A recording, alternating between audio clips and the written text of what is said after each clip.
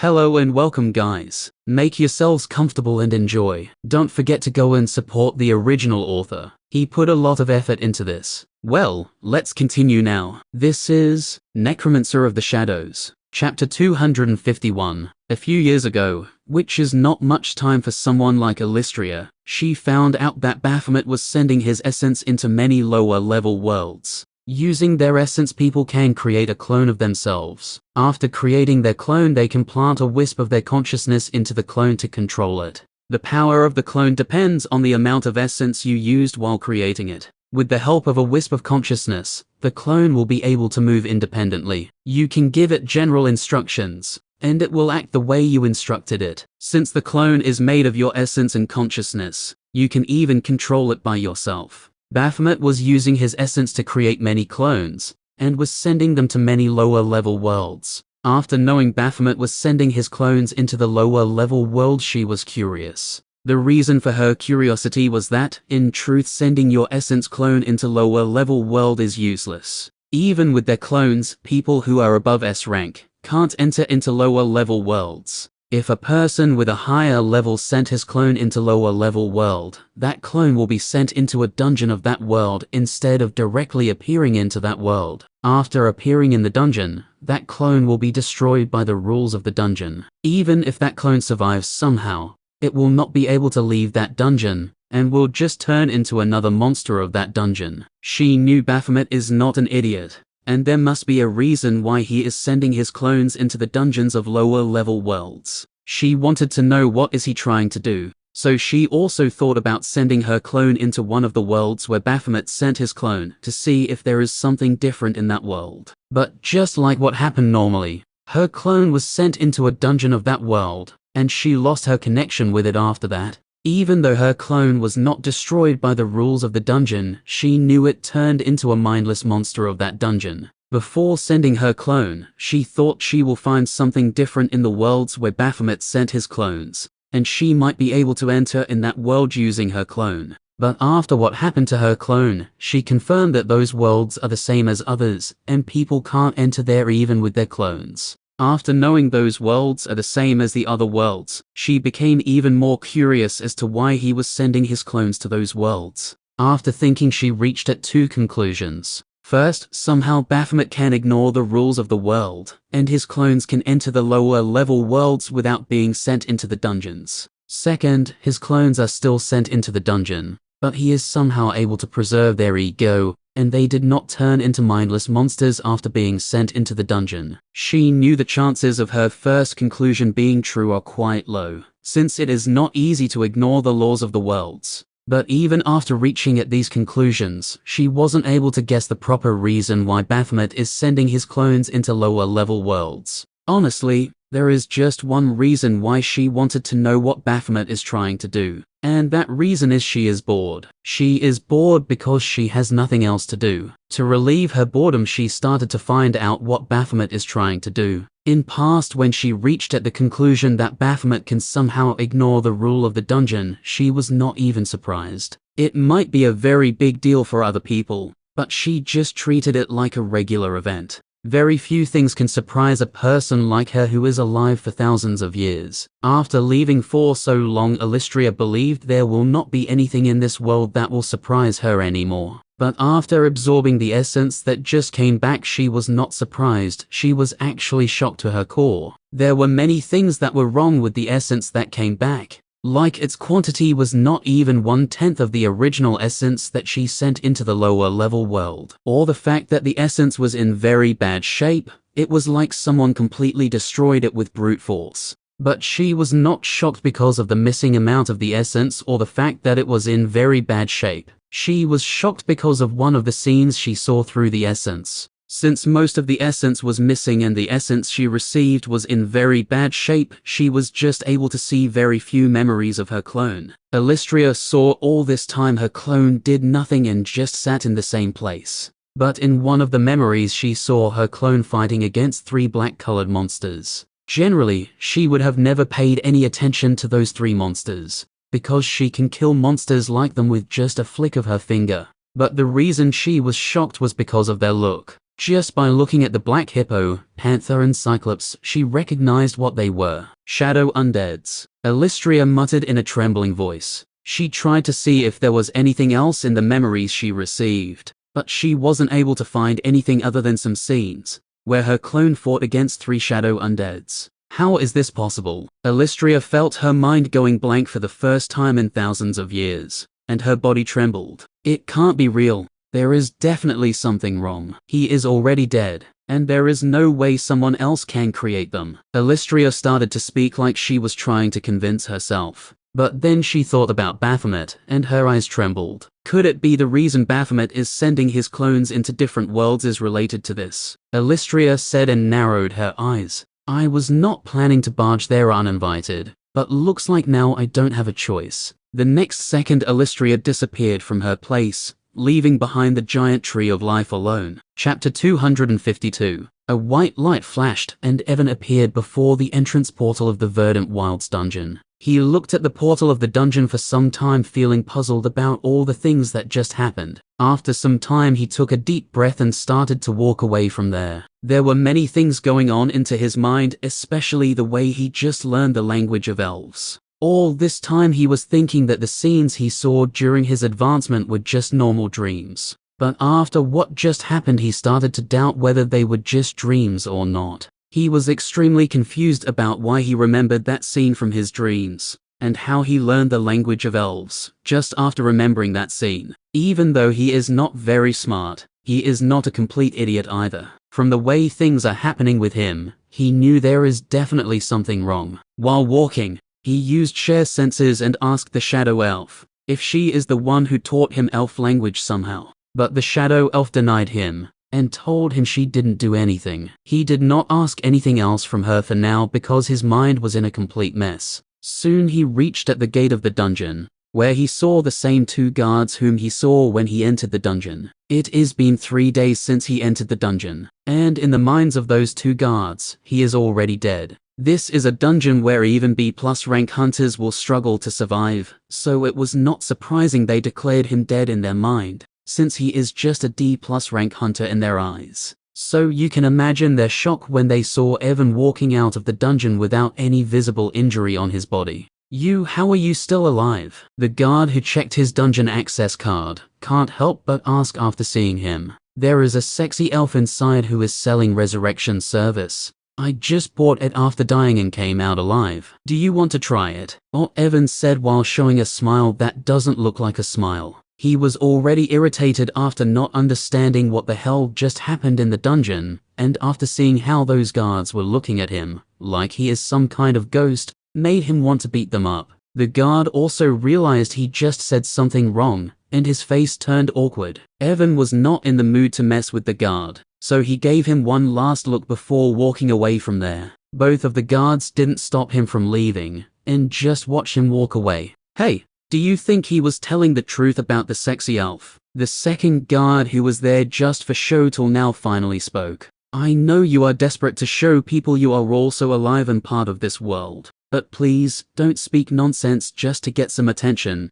the first guard said with a speechless look, and ignored the second guard. The second guard received critical damage after hearing the first guard, and cursed the person who wrote his life script. After leaving, Evan first grabbed a taxi and went back to the hotel. Now that he already finished his business in Aquaville City, he was thinking about going back. He doesn't know what Dark Guild will try to do next, and before his Prime Core recovers and he increases his rank, the Academy is the safest place for him. He can stay there for the time being before his core fully recovered. Once his Prime Core recovers, he will be able to increase the rank of his Prime and Monarch Core immediately. His Monarch Core is already at the peak of C rank, and he just needs to use 1 core to increase its rank. Once my Monarch Core reach to the B rank, it will be a lot easier to deal with the Dark Guild. Evan muttered and closed his eyes. Soon he reached at the hotel. After paying the taxi bill, he entered the hotel. I should ask Alusia to handle the Mirage Blossom Flower and the bodies I robbed from the dungeon. She should be able to sell them at the best price using the connections of the guild. Evan thought while walking. He desperately wanted to fill his empty bank account. After entering his room, Evan first took a long bath to clean himself. While bathing, he used shadow sensors to contact Aluja and asked her if Sarah sent the armor and weapon she promised. Unfortunately, she told him it will take more time before Sarah will be able to send the armor and weapon she promised. By the way, did ask her what I told you earlier. Evan asked Aluja. I asked her. At first she was suspicious and asked why I wanted to know. So I told her what Master told me to say, and she gave all the information to me. Aluja said while laughing a little. So who is it? Evan asked while narrowing his eyes. It's a man named Leon. According to her, he is also a student just like the Master in the same academy. Leon, Evan muttered after hearing Aluja. He was not surprised after hearing Leon is the rat of the academy and is working for the Dark Guild. Just from his face, that guy looks like a third-rate villain.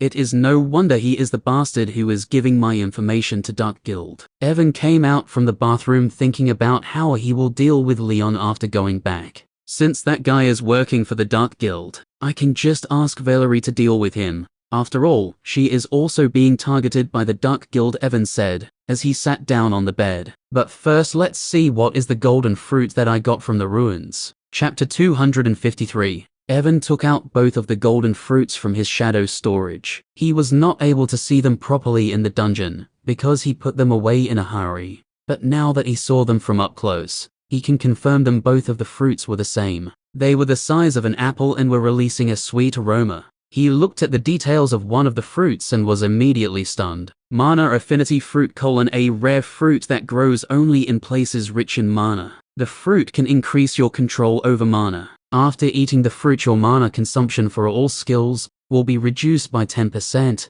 and your mana recovery speed will be increased by 50% permanently. 50% increase in mana recovery and 10% decrease in mana consumption. Even mumbled in a dazed voice and looked at Mana Affinity Fruit like this is the most precious thing in the world. Just the fact that it can reduce his mana consumption by 10% is beyond his expectations. But this fruit can even increase his mana recovery speed by 50%. The 50% increase in mana recovery speed is especially important to him because of his shadow undeads. Currently, even though he only has 5 shadow undeads, their number will definitely increase once he increases the rank of his Monarch Core. During a fight, if his shadow undeads get injured or destroyed by someone, he will have to use mana to heal or summon them back. Even though it doesn't cost much mana to heal his shadow undeads, it will be a completely different story. Once he will have to heal tens of shadow undeads. At that time, the most important thing will be his mana. After eating this fruit, he will be able to recover his mana 50% faster. With this fruit, it will be a lot easier for him to handle his shadow undeads. This fruit is something that even an S-rank hunter will go insane to obtain. Evan muttered while putting away one of the fruits. He was not planning to sell the second Mana Affinity Fruit for now. This thing is too precious to sell normally, like his Mirage Blossom Flower. I can use this fruit to trade with some S-rank hunters. I should be able to get some precious artifacts from them, since this fruit is even more valuable than an S-rank artifact, Evan said while taking a bite of the Mana Affinity Fruit. The aroma of the fruit was very sweet, but when he took the bite, his eyes narrowed because, why the hell it is so sour? Evan shouted, feeling his tongue going dry. His nose was feeling sweet because of the aroma, while his mouth was sour because of the fruit juice. Even though he was shouting, he did not stop eating and finished the fruit in a few bites. Just as he finished the fruit, he felt a warm feeling spreading all over his body from his stomach. For a moment his vision changed, and he was able to see many small particles around him. All of them were of different colors and were present all around him. Are these mana particles? Evan said, looking at the colorful particles around him. That feeling lasted for about 10 minutes before everything returned to normal around him. The warm feeling that was spreading from his stomach also stopped. Evan took a deep breath and used wind manipulation skill. He created a small wind tornado on his palm and monitored his mana consumption. The consumption is really decreased, Evan said, feeling elated when he noticed the mana he used to create the tornado was less than last time. After confirming the consumption of his mana really decreased by 10%, Evan looked at his shadow and summoned the Shadow Elf. Now that he knew she is speaking after turning into Shadow Undead, he was hoping he will get some useful information from her. The Shadow Elf appeared before him and stood there without saying anything. What is your name? Evan asked her in elf language. The shadow elf didn't answer him immediately and continued to look at him. Just when he thought she is not going to say anything, she shook her head and said, "No name." "No name." Evan raised an eyebrow after hearing her. "Are you saying you don't have a name? Or did you forget what was your name?" This time again she did not answer immediately. Evan also didn't rush her, because he can also see there is something wrong with her. This time she took even longer than last time before she said, "Blurry memory. Can't remember." Even though she did not speak clearly, Evan still understand what she is saying. "Blurry memory, can't remember." Evan muttered while looking at her with a frown on his face. "There was no problem with Alouse's memory when I turned her into Shadow Undead. Then why her memories are blurry? And she can't remember anything. Other than memories problem." Evan also noticed she can't speak properly. She speaks like a newborn child who is trying to learn how to speak. "Were you born into the dungeon?" Evan asked, wondering if an elf can also appear in a dungeon just like monsters. Just like always, the shadow elf did not answer immediately. Evan waited for her to sort out her blurry memories. After around a minute, the elf shook her head and said, "Not in the dungeon." Evan was stunned for a moment when he heard she was not born into the dungeon. In his eyes, since there is no elf in Aurora world, he already thought that she was born in the dungeon just like other monsters. After hearing her, he looked at her for some time before asking another question. "Do you know how you appeared in the dungeon? And what were you doing there?" The elf stayed silent for some time before she opened her mouth and said, "Demons." Chapter 254. Demons. "What do you mean by demons?" Evan asked, feeling confused. He never heard anything about demons after coming into Aurora world. He did read about demons in the novels that he read in his past life. But here in Aurora world, there is no demon sent there to collect information about demons. The elf spoke once again, making Evan even more confused.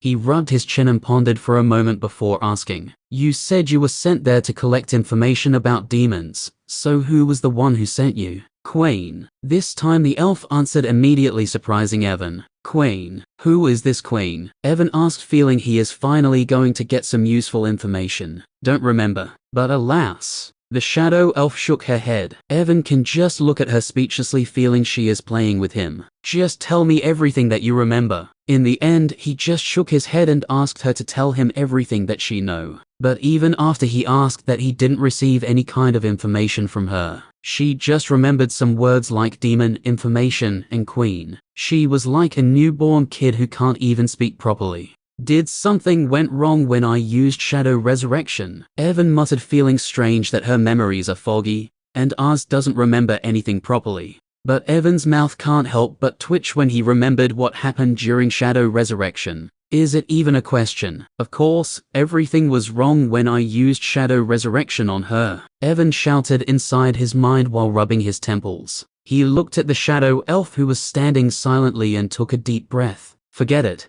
It is already good enough that I got a powerful shadow undead like her, who can even fight against necros and others, while completely dominating them." Evan thought and stood up. "You don't remember your name, right?" Evan said to the shadow elf, who nodded her head. "All right then, from now on your name will be Elijah." "Elijah?" the shadow elf muttered, then nodded her head. Even though he can't see her expression, Evan can feel she was happy after receiving a name. "All right, Elijah. The first thing you have to do is learn the common language of Aurora world, so you can talk to other people," Evan said while picking up his phone. It was actually not necessary for her to learn the language, but Evan wanted to let her learn the language, so that she will not have any problem in communicating with other shadow undeads he will make into the future, or other peoples of the Aurora world. Aqua and others are fine, since she can talk to them in sign language, but it will be different when there will be more human shadow undead. After playing a language learning video and telling her some basic functions of the phone, he dropped on the bed like a log. Now that he finished everything in Aquaville City, he was thinking about going back.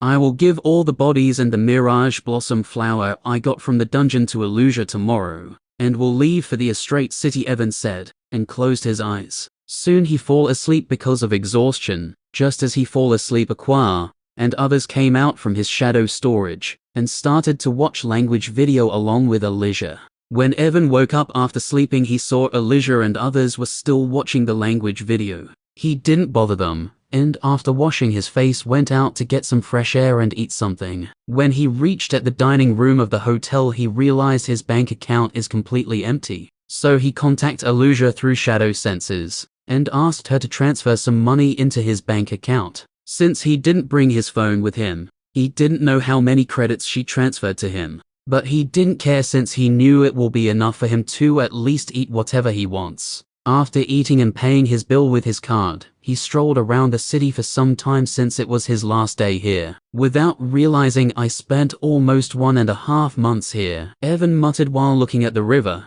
But the next second he can't help but chuckle, thinking during this time he was actually unconscious for around 1 month. After looking at the river for some time, he grabbed a taxi and went to the airport to book a flight ticket for a straight city. Just like last time, he paid 3B rank core, and this time it did not bother him like last time. Currently, he has more than 150 B and B plus rank cores, so 3B rank cores were nothing to him. After booking the ticket, he returned to the hotel. When he returned, he saw Aqua and others were still looking at the language video. Is language learning video really interesting? Evan can't help but think, seeing they were immersed in video. The next day before his flight, Evan contacted Aluja to settle the matters of the monsters' bodies and his Mirage Blossom flower. With the bodies and the flower he took from the dungeon, he was sure that he will easily earn millions of credits. When he met Aluja, she also wanted to come back to a straight city with him. But since he doesn't want Sarah or the Duck Guild to notice something,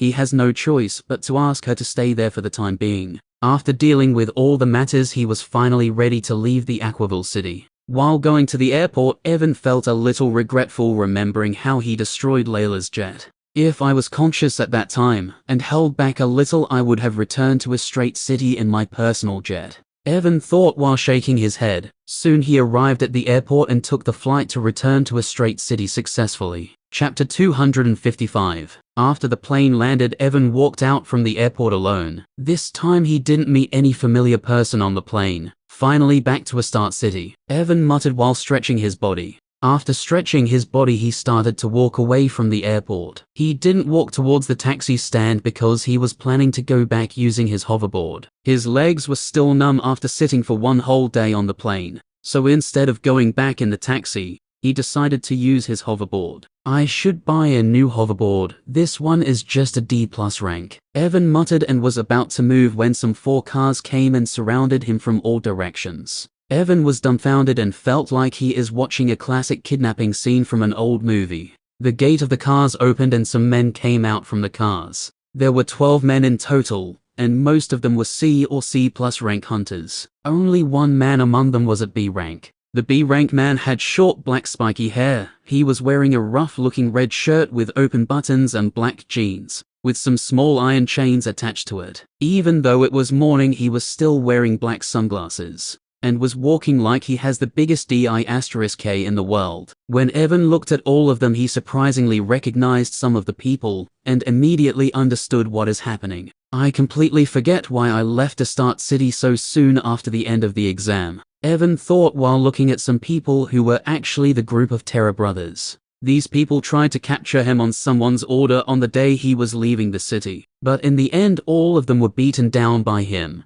and he even robbed their credits. I didn't expect some people will still try to find trouble with me even though it is more than 1 month since those articles were published, Evan thought while feeling irritated. Are you sure he is the one? He is just a weakling of D+ rank. Don't tell me you guys were beaten up by a D+ rank hunter. The B rank hunter, whose name was Terry, spoke while coming in front of Evan and looking at him up and down. Boss, don't get distracted by his level. He must be using some kind of trick to hide his true level. Last time we were not even able to do anything before we were defeated, a black-haired muscular man said in a hurry after hearing Terry. You are just a bunch of PU******s who are just making excuses after being beaten down by him, the man said, and ignored what the Terror Brother said. Hey brat, I don't know what kind of trick you used on them, but those kinds of tricks are useless against me. So I advise you to just come with me obediently, while I am asking you nicely. Terry the B rank hunter said to Evan in an arrogant tone. If this guy would have come with Terror Brothers on the day Evan left the city, he would have found it quite hard to deal with him, since he is a B rank hunter. But now that his Monarch Core is at C rank, even without the help of his shadow undeads, he can beat down any B rank hunter without any problem. But currently, he was thinking about something else. There is no point in beating him down. Just like those Terror brothers, it is clear he is capturing me because someone gave him money. If I want to deal with this sh*T permanently, I will have to deal with the person who gave them money to come after me. Evan thought and sighed after hearing Terry. Let's just go with them for now and see who is trying to mess with me. Brother, you are really smart. I did use one of my artifacts to deal with these guys. At that time I never thought there will be a smart person like you in a group which is filled with a bunch of idiots, Evan said, while showing an expression filled with bitterness. Even with my artifact, I won't be able to deal with you, so I will do as you said and will go with you. See this, Terry said while looking at the Terror brothers in the group. This is how you capture a person without even lifting a finger. Come brat, now quickly hand over your storage ring and mobile phone, Terry said while extending his hand. Evan gave him his storage ring without saying anything, since there was nothing important inside it. Most of his important things were inside his shadow storage. I lost my mobile phone yesterday, so I don't have one. You can check me if you want, Evan said after handing his storage ring. Terry checked his pockets, and after not finding anything he nodded his head and signaled Evan to follow him. By the way, brother, I know you guys received money to capture me. Can you at least tell me who is the one who asked you to capture me? Evan asked Terry while following him. Just wait for some time, I am bringing you to see that person. You can ask all of your questions to him, Terry said while sitting inside the car. So he is bringing me to see the person behind all this, good. Evan barely surpassed his smile and sat inside the car with Terry. By the way, I was out of the city for more than a month. Were you monitoring the airport all this time, just to capture me? Evan asked Terry as the car started to move. We are professionals, so of course monitoring our airport for a long time is not a big deal for us, Terry said in a boastful tone after hearing him. Evan nodded his head after hearing him, but inwardly, instead of thinking they are professionals, he was just calling them jobless thugs who did not have anything to do other than monitor the airport. After 20 minutes of driving, they reached at their destination and the driver stopped the car. Evan came out of the car and saw it stopped in front of a run-down building. Chapter 256. Evan walked behind Terry while looking at the run-down building. Brother, the person who ordered you guys to capture me is inside, Evan asked Terry. Not now, but I already informed him and he will be here soon, Terry replied while bringing Evan inside the building. After entering the building, he led him into the basement of the building, which was filled with dust and looks like a hideout of some cheap thugs. After coming into the basement, Terry and other people sat down on chairs and started to talk some random bullshit with each other, completely ignoring Evan. Evan can just look at them speechlessly when he saw they were not even paying attention to him. Do they think they are S-rank hunters? And I won't be able to escape from here, even though they are not paying attention to me, Evan thought. But he also sat down on one of the broken down chairs. Since there was nothing else to do for him, he used shadow senses and started to talk with Elijah. Even though it is just been one day, she can already speak and understand the language of the Aurora world to some extent. Evan was sure that she will be able to properly talk and understand it in just a few days. Eclipse and others also watched the language video with Elijah, but they still can't speak. I think they will be able to speak if their rank increases somehow, Evan thought while shaking his head. He was still unsure whether the rank of his shadow undeads can be increased or not. After around 1 hour, when Evan started to lose patience, he finally heard the sound of some footsteps approaching. He looked in the direction of the basement door and saw one man coming towards him, followed by 2 women. The man was around 180 centimeters tall. He had long brown color hair, black eyes with thin eyebrows. That gave him a rather famine look. He was wearing an expensive looking black suit with matching black shoes,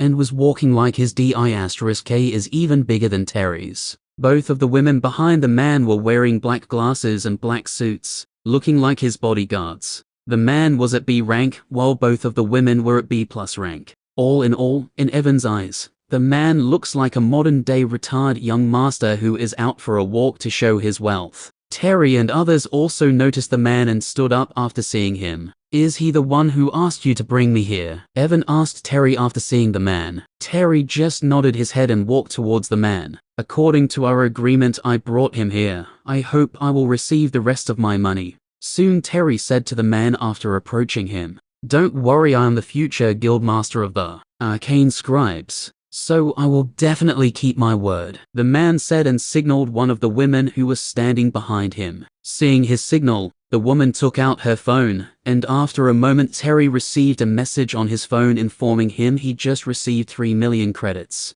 Seeing the message, Terry nodded his head and stepped aside. Evan looked at everything with his eyes twitching. They were literally treating him like air. I say, are you the one who asked them to capture me? Evan wanted to leave this rundown place as soon as possible, so he asked the man, shut up you commoner, who gave you permission to speak? The man shouted at Evan furiously after seeing he dared to ask him a question. Evan was completely speechless seeing the arrogant behavior of this guy, and his belief that this guy is a young master solidified even more. In the novels he read, only those young masters had this kind of sh**i attitude. Evan took a deep breath to not bash this guy to death, but at the same time, he was curious if this guy is really a young master or not, so he decided to confirm it. I am sorry, kind sir, for speaking without getting your permission. I hope you will forgive me for my offense. But can I ask you some questions to clear one of my doubts? Evan asked, while praising himself inwardly for successfully copying a line of a third-rate bootlicker. So you are not a complete fool. Go ahead, since I am in a good mood. I will answer your question, the man said, while adopting an arrogant stance. With this, Evan confirmed this guy possesses one of the traits of being a young master. He likes flattery. Thank you for your permission. I wanted to ask if your father is a guildmaster, Evan asked while giving him a flattering smile. One of the most common facts for being a young master is that your father is either a family head or a sector master. Since there are no sectors in this world, he can only ask if his father is a guildmaster. You are right, my father is an A-rank hunter and is guildmaster of Arcane Scribe, a silver rank guild that will soon become a gold rank guild, and I will be its guildmaster in the future, the man said with an arrogant smile on his face. Evan nodded his head after hearing him. He already expected something like this. Last question, Evan said while looking at the man. Although there are tens of traits a young master possesses, the last question he wanted to ask will clear everything up. Go ahead. The man was pleased with Evan's behavior, so he allowed him to ask the last question. Do you want to **k every jade beauty you see? Yeah. The man was about to answer, but closed his mouth midway and looked at Evan with his eyes wide open. Even though he closed his mouth midway, Evan still got the answer he wanted. The memories of how many novels these **kers ruined started to come into his mind. In my past life, young maidens messed up my otaku life by running many good novels, and now that I come into this world, they are messing my normal life for no reason. Evan thought and showed a smile that was actually not a smile. Why you? How dare you ask me such an indecent question? The man shouted and glared at Evan with fury-filled eyes. Terry and others were also dumbfounded after hearing Evan's questions. The two female bodyguards of the man also looked away, barely surpassing their laughter. Shut your mouth, you **shoal, Evan said to the man as two ice chains came out from the ground like snakes, and before anyone can react, wrapped around the neck of the man. After wrapping around his neck, the chains dragged the man to Evan's feet, who was still sitting on the chair. Now tell me, bastard, why did you send them after me? Chapter 257. Jack was completely stunned when he was dragged at Evan's feet by two ice chains. Normally, as a B-rank hunter, he would have been able to react properly when Evan used ice chains. But because of the earlier question that Evan asked him, he was lost in his thoughts, and wasn't able to evade the ice chains. Both of his female bodyguards were also distracted, trying their best not to laugh, so they were also not able to react accordingly. Now tell me, bastard, why did you send them after me? Jack heard Evan's question, and when he looked at him, he almost pissed himself seeing his cold eyes. Let go, Master Jack. The female bodyguards of Jack finally reacted after seeing what happened, and one of them rushed toward Evan. Evan didn't even look at her, and continued to stare at Jack, whose body already started trembling. Just as the female bodyguard was about to reach near him, Evan's shadow suddenly expanded,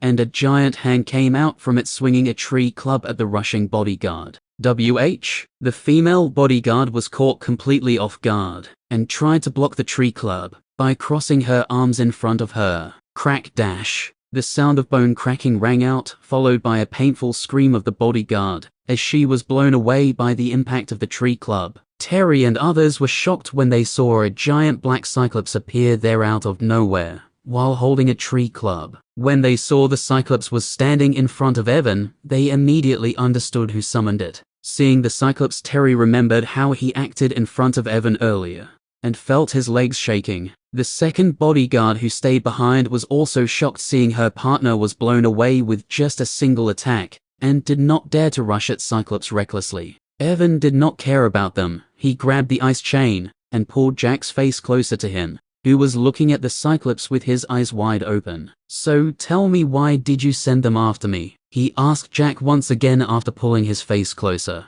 My father is. I know your father is an A-rank hunter, and he is guildmaster blah blah blah. Evan cut him short when he heard he was about to speak about his background. "But look at my face. Do I look like someone who gives a sh*t who your old fart is? You better stop spouting nonsense and tell me what I want to know before I lose my patience." Jack gulped down his saliva when his trump card, "My father is an A-rank hunter," failed miserably, so he finally started to speak about why he was doing all this. At first, Evan thought he was doing all this to please Olivia and get into her good books, but the reason turns out to be completely different. This guy is actually a simp. He is chasing after Annie, the girl who killed herself after seeing Evan during the examination for some time. When he heard what Evan did to her during the examination, even though he did not do anything, he was angered and wanted to take revenge for her. He thought if he take revenge for her, he will be able to get closer to her, and at the same time,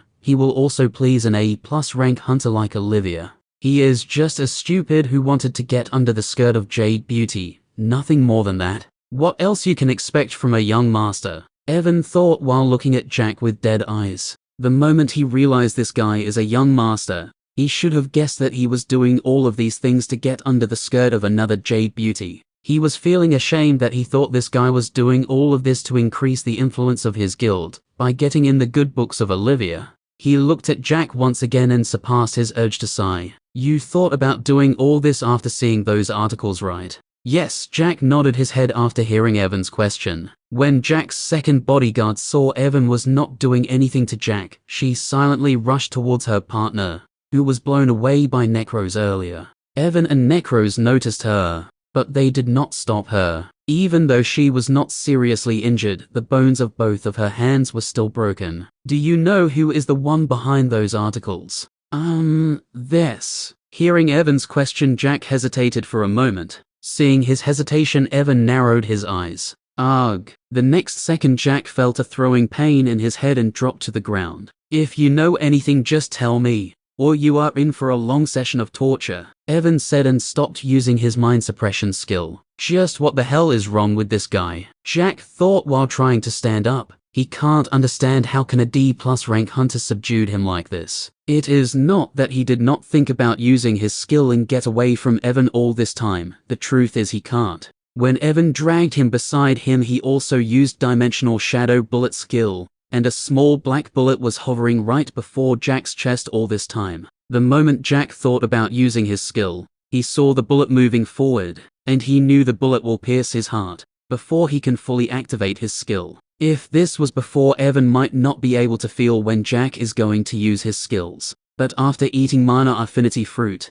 he can feel the flow of mana, and can understand when someone is going to use skill. Jack took a deep breath and felt his headache slowly decrease after Evan stopped using his skill. "So are you going to tell me who is behind those articles? Or do I need to try a different method?" Evan asked once again when Jack recovered. "Olivia," Jack said while looking at Evan. "It was Olivia who published those articles." Hearing Jack, Evan looked at him with dead eyes. "I say, do I look like an idiot?" Chapter 258. "I know that woman is petty, but do you think I am stupid enough to believe she used this kind of cheap trick to deal with me? She is an A+ rank hunter, for God's sake. Do you think she is free enough to think about publishing some stupid articles? Evan asked, barely holding himself back to smack Jack's head. Seeing Evan was pissed off, Jack started to sweat and quickly said, I know it sounds ridiculous, but believe me, I heard Annie talking about it with my ears. As you know, she joined a Livers Guild not long ago. I went to meet her last month and accidentally heard her talking about it with her friends. From the way he is talking, it doesn't seem like he is lying. Evan thought and arched his eyebrows. It doesn't make sense for a liver to go out of her way and do something like this. Is she really the one behind those articles? Evan rubbed his temples while feeling there is something wrong with all of these things, but he can't put his finger on it. He looked at Jack once again and sighed. Let's think about it after dealing with him. 5 minutes later, Jack left the building with his 2 bodyguards. But while leaving, his face was filled with bitterness, and his eyes were hollow like someone robbed his lifelong savings. Evan watched him leave while playing with a storage ring. He didn't kill Jack because there was no merit in killing him. If he killed him, he would have gained nothing more than a blood feud with the Arcane Scribe Guild and the enmity of an A-rank hunter. Even though he wasn't afraid of them, he wasn't interested in creating more problems for himself without any reason. Considering the fact that this guy acts like a young master, Evan knew there is still a very high chance he will ask his father to take revenge for him and make trouble for him. But Evan did not care about it, because as long as he stayed in the academy, he was sure even Jack's father won't be able to do anything to him. Actually, I hope that guy will ask his father to come to look for me, because once I advance the rank of my cause, I will be able to create more shadow undeads. Since that guy is an A-rank hunter, he will be quite useful to me once I turn him into shadow undead. Evan thought while trying to hide his dark smile. After Jack left, he looked at Terry and his gang. When Terry and others saw Evan was looking at them, they tried to look somewhere else. Evan watched them with amused expressions, especially Terry, who was acting like a big shot some time ago. Boss, can we also leave? When Evan did not say anything, Terry finally asked him, brother, do you need my permission to leave from here? Evan showed a surprised expression and asked after hearing him. Of course, if I don't want to get beaten up, I need your permission, you bastard. Terry showed a stiff smile and shouted inside his mind. Seeing he wasn't saying anything, Evan stood up and walked towards him. Don't worry, if I wanted to deal with you guys, you would have long been dead, Evan said and arrived before Terry. I just saw you received your reward for bringing me here. I cooperated with you guys and let myself bring you here. So, don't you think I also deserve a share in that reward? Terry was speechless when he heard Evan and looked at him with dazed eyes. He wanted to ask why he is after their small reward when he just robbed the entire fortune of Jack. But seeing Evan's thug-like smile, he knew it is completely useless to say anything, so he nodded his head. Of course, you have the biggest share, boss. We received 3 million credits. Is 25% enough for you? He asked while looking at Evan. Evan didn't answer and just showed him a smile. 30%. Seeing his smile, Terry's heart sank and he asked once again. Even though 3 million were a lot, he has to divide that money with other people of his gang. After hearing 30%, Evan rubbed his chin and then shook his head. 35%. That's the best I can do, boss. I have a gang to take care of, Terry said, and looks like he was about to cry. Are you married? Evan asked Terry after hearing him. Terry was confused for a moment why Evan asked this question, but he shook his head. He is still a lone dog. Look, if you don't show enough sincerity,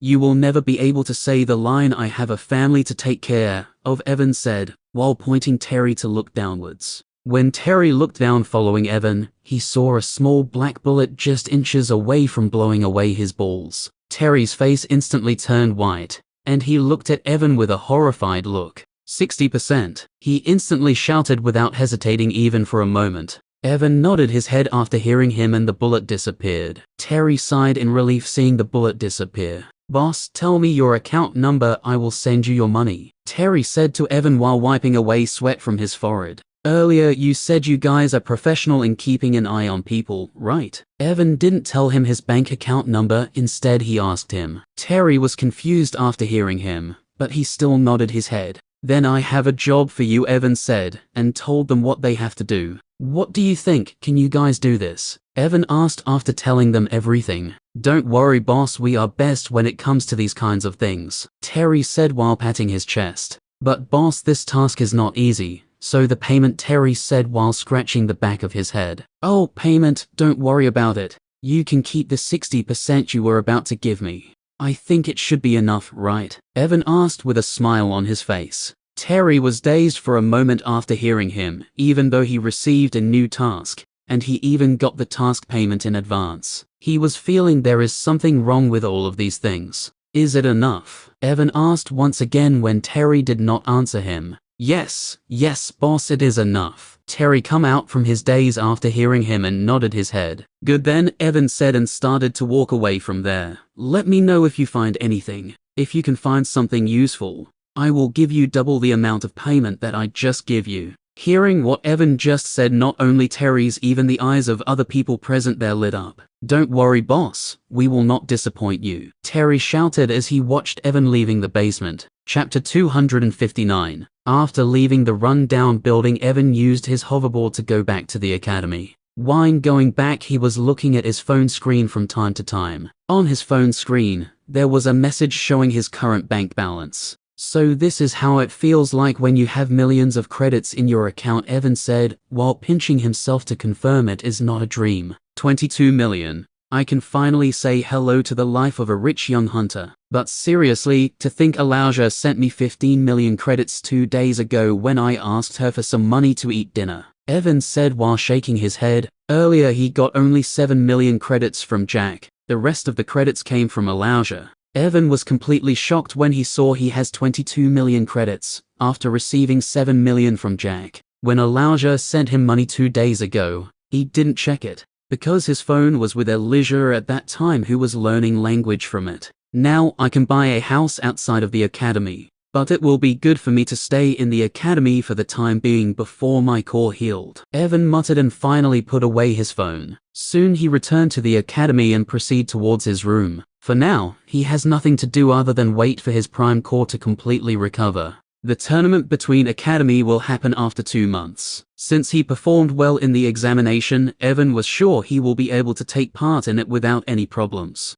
Before the start of the tournament, he wanted to advance to the next rank. Even without advancing, he was sure that he will be able to perform pretty well in the tournament. But many high-ranking hunters will be present during the tournament, and it will arouse suspicion if a D+ rank hunter like him will beat down B and B+ rank hunters there. In order to not make them suspicious, he wanted to reach C+ rank with his prime core before the start of the tournament. He was also not planning to reveal all of his shadow undeads during the tournament, because they are his trump card that he is planning to use against the Dark Guild. 5 days later. Are you ready, Necros? Evan asked Necros, who was standing in front of him. Yoo-hoo. Necros nodded his head while taking a fighting stance. Currently, Evan was inside the training center of the academy, where you can practice your skills or spar with other students. The training center is made of special materials, and there are many formations engraved in it. Here, people can use their skills and spar with each other without worrying about their surroundings.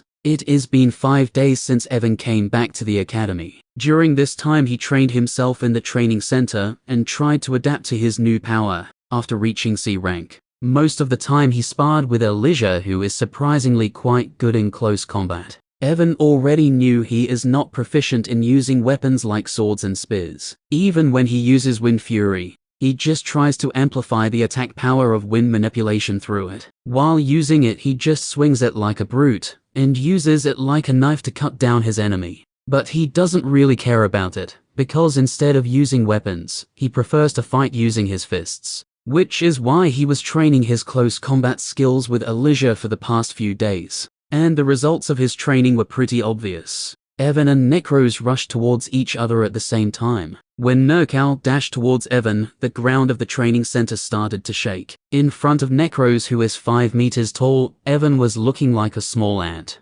Even though there was a big difference in their size and physical strength, Evan was pretty calm while rushing towards Necros. When he was just 10 meters away from Necros, Evan used his skill Temporal Velocity, which can be considered a godly skill for someone who likes to fight at close range. Necros' movements slowed down in his eyes as he watched it swing down its giant fist at him. While still using Temporal Velocity, he activated wind manipulation as wind started to circle around him. Boom dash. The giant fist of Necros came smashing down to the ground as all the formations of the training center activated to prevent any kind of damage. Evan was easily able to follow the movement of Necros' fist and evaded it by jumping sideways. Just as Evan jumped sideways, an ice chain came out from the ground shooting upwards towards the face of Necros. Evan grabbed the chain, and his body also moved upwards along with the ice chain. Roared dash. Necros roared out loud and tried to grab Evan with its hand, but because of temporal velocity, Evan was easily able to see its hand coming towards him. Just before Necros grabbed him,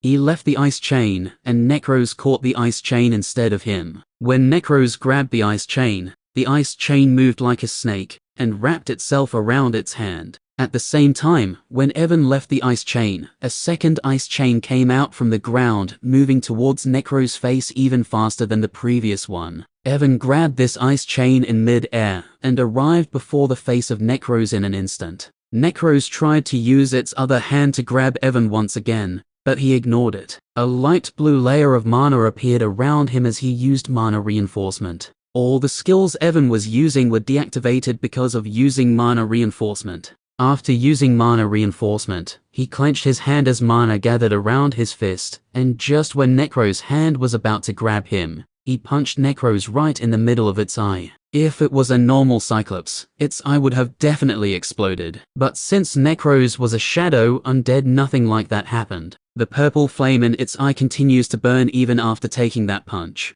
But because of the impact of the punch, it lost its forward momentum and started to step back. Evan stopped using mana reinforcement, and two black wings came out from his back, stopping him from falling down. At the same time, an ice chain came out from the ground and wrapped around Necros' ankle. Necros was stepping back because of the impact of the earlier punch, but because of the sudden appearance of the ice chain, it lost its balance and started to fall down on its back. Evan's eyes shone with green light as tens of sharp wind spikes appeared on the place where Necros was dropping. Boom dash. With a loud booming sound, Necros dropped to the ground, and all the wind spikes penetrated it all over its body. Chapter 260. After Necros dropped, Evan landed on its body. Even though Necros was still fine, it did not move after being penetrated by all of those wind spikes, because, in Evan's eyes, he already won this match. If it was a normal Cyclops, it would have already been dead or seriously injured after what just happened. But since Necros is a shadow undead,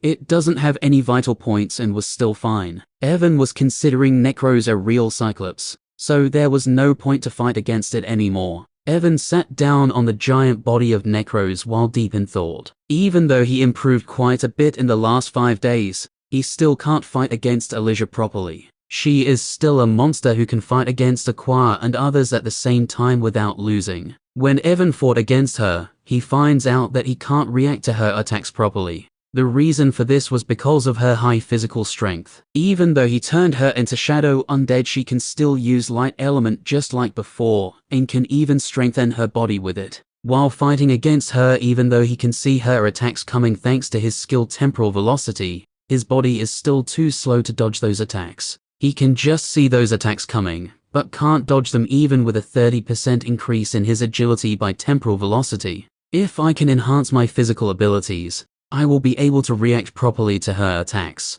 Evan thought while rubbing his chin. He can use mana reinforcement to increase his physical abilities, but then he won't be able to use any skills, since you can't use skills and mana reinforcement at the same time. While using mana reinforcement, he won't be able to use Temporal Velocity, and without it, he won't be able to see her attacks properly. If only I can use my skills and mana reinforcement at the same time. Evan looked at the Elijah and sighed. If he can use his skills and mana reinforcement at the same time, he will be able to see her attacks with the help of Temporal Velocity, and his body will be able to dodge them with the help of mana reinforcement. While looking at Elijah, Evan suddenly realized something, and his heart skipped a beat. Why I didn't think about it earlier. Evan felt like he is the biggest idiot in the world for not realizing something like this earlier. When a person uses mana reinforcement, his prime core will direct all of its mana into the user's body, enhancing his physical abilities greatly.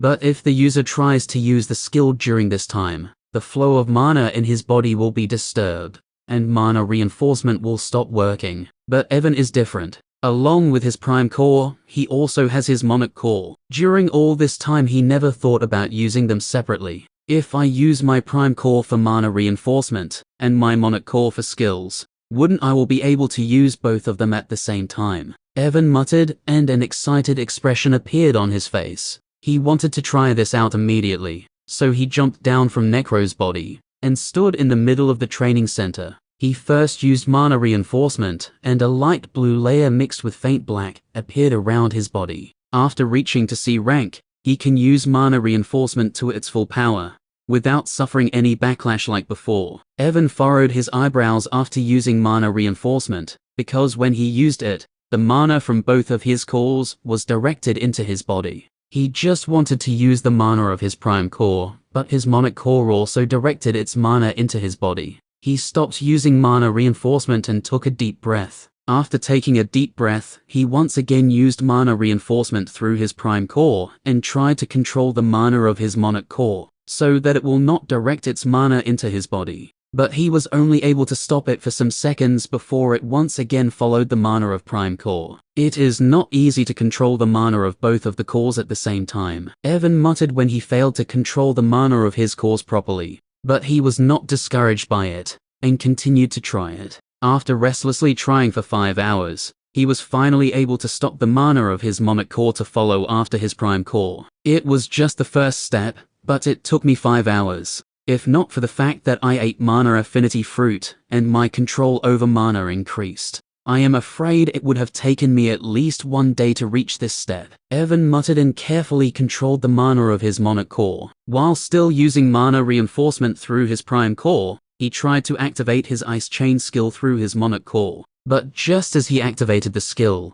the mana reinforcement he was using disappeared, and the mana of his Prime Core followed after the mana of his Monarch Core to activate the skill. It is not going to be easy, Evan muttered and shook his head. But he was not in a hurry. He knew this kind of thing can't be mastered in just a single day. For the next few days, Evan spent most of his time in the training center. He continued to practice there in order to successfully able to use mana reinforcement and his skills at the same time. On the 10th day of training, let's try it. Evan took a deep breath and used mana reinforcement through his Prime Core. After using mana reinforcement, he activated his Ice Chain skill through his Monarch Core. When he used his skill, he controlled the flow of mana from his Prime Core, so that mana reinforcement will not be interrupted. Evan was sweating heavily while controlling mana from both of the cores, but he did not lose focus. Soon a Ice Chain came out from the ground, and a wide smile appeared on his face, because when the Ice Chain came out his body was still surrounded by a faint layer of mana, indicating he finally used his skill and mana reinforcement at the same time. Chapter 261. I finally did it. Evan shouted out loud after seeing he used mana reinforcement and his skills at the same time.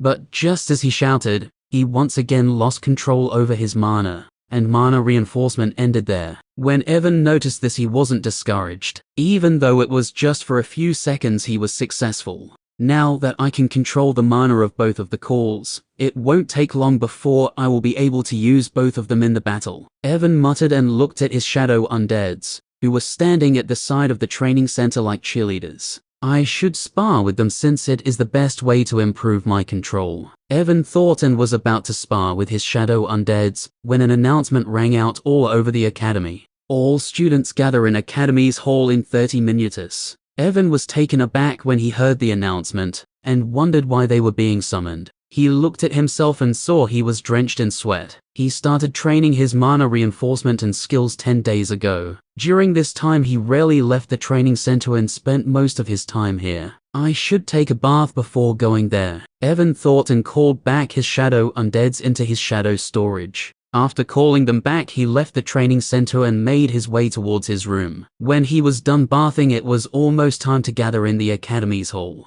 He quickly wore his clothes and rushed out of his room. While going, he saw other students who were also going towards the Academy's hall. And just like him, they were also confused about why they were being called. Soon he arrived in the Academy's hall, which was already filled with students. All the students were sitting on the chairs, and at the end of the hall was a stage-like platform where Evan noticed 4 people were standing. He recognized Edward and Cole among them, who were the teachers of the Academy. but he didn't recognize the other two. He looked around the hall, and after finding an empty chair he sat there. All the students were confused and were talking to each other about what was happening. All right, stop talking. After 30 minutes passed by, Cole stepped forward and said to students who stopped talking. Even though he spoke normally, his voice was heard by everyone because he used the classic technique of novels, amplifying his voice using mana. I know you all want to know why we called you here, so I won't waste your time and will directly get to the point, Cole said, and looked at all the students. Nephilim City is going to face a monster tide soon. Evan and the other students were stunned when they heard Cole. Even though it is not impossible, the chances of a monster tide are very rare. According to what I know, the previous monster tide occurred 15 years ago, and it was near Ravenhurst City. Evan thought while remembering the last monster tide. In that monster tide, tens of thousands of monsters rushed towards Ravenhurst City. During this best tide, many hunters died while stopping the monsters. This monster tide was one of the most dangerous tides, because it was led by 2S rank monsters. Other than those 2S rank monsters, there were also many A+ and A rank monsters. During this tide, 2S rank hunters died in order to stop one of the S rank monsters, who almost successfully entered the city. Normally other cities would have sent their support to stop the monster tide, but because of the situation of unusual dungeon outbreaks that are happening, most of the cities don't have enough hunters to send as support. But for the past month, the situation of Astarte City improved quite a bit, and there were no dungeon outbreaks during this time. So some of the teachers from our academy and other guilds of the city will be going to Nephilim City to provide support, Cole said, and stopped for a moment to let Evan and others understand what he just said. There was no dungeon outbreak since the last month, Evan thought, and remembered how he found a black potion in Carlos' storage ring that can be used to create a dungeon outbreak. I think dungeon outbreaks stopped because I killed Carlos, who was using that potion to create dungeon outbreaks, Evan thought, and looked back at Cole. From what we know, this monster tide is less dangerous than the last one that occurred in Ravenhurst City. If any of you also wants to go there, meet us outside of the academy tomorrow morning. During the tide, you will be assigned to a position according to your rank, so you don't have to worry about facing monsters who will be at higher rank than you. You can get cores and merit points after killing the monsters. You can exchange merit points for artifacts or other useful things. But do remember, even though I said this monster tide is less dangerous than the last one, this doesn't mean you will be completely safe. There will be thousands of monsters in the monster tide, and no one can guarantee your life. If you decide to go there, be sure to make enough preparations, Cole said, and looked at the students who were in deep thought. Chapter 262. Students started to leave after Cole told them everything. Evan sat there for some time while deep in thought. He was thinking about whether he should go to Nephilim City or not. My prime core is still far from full recovery. If I go, there is a chance Dark Guild will target me, Evan thought, and stood up. It is quite risky to go there without advancing to the next rank, but it is not like I am afraid of them. Even if they sent an A rank hunter, I have enough confidence that I will be able to escape from him. Even though the monster tide is dangerous, it is also an opportunity for him to collect more cores and get battle experience. He collected many cores from his trip to Aquaville City, but considering the number of cores he will be needing in the future, they are far from enough. Besides, I am bored after training here all day. Evan left the academy's hall and started to walk towards his room. He decided to stop his training for today, since he will be leaving tomorrow morning. He wanted to be in perfect condition when he leaves from here. When did you return? While walking back, Evan suddenly heard a voice, and when he turned back he saw Valerie coming towards him. After coming back from Aquaville City, he stayed inside the training center most of the time, so very few people were aware that he came back. Evan also didn't tell anyone because, well, there is no one he has to tell he returned. He is a lone dog after all. Just a few days ago, what about you? Didn't you go into an A-rank dungeon with the people of your guild? Evan asked her because after the exam, she told him that she will be going into an A-rank dungeon with her guild. I also came back just a few days ago. That dungeon had 50 floors, and it took us more than 1 month to clear it, Valerie said while shaking her head. It was obvious that A-rank dungeon was harder than she expected. Evan was a little jealous inside after hearing her. Even though she is just a B-rank hunter, she can still go into A-rank dungeons. I wish I also had a tycoon father, Evan thought while sighing inside. So, are you going there? Valerie asked him as they continued to move. Yeah, I have nothing else to do, so might as well go there, Evan said while shrugging his shoulders.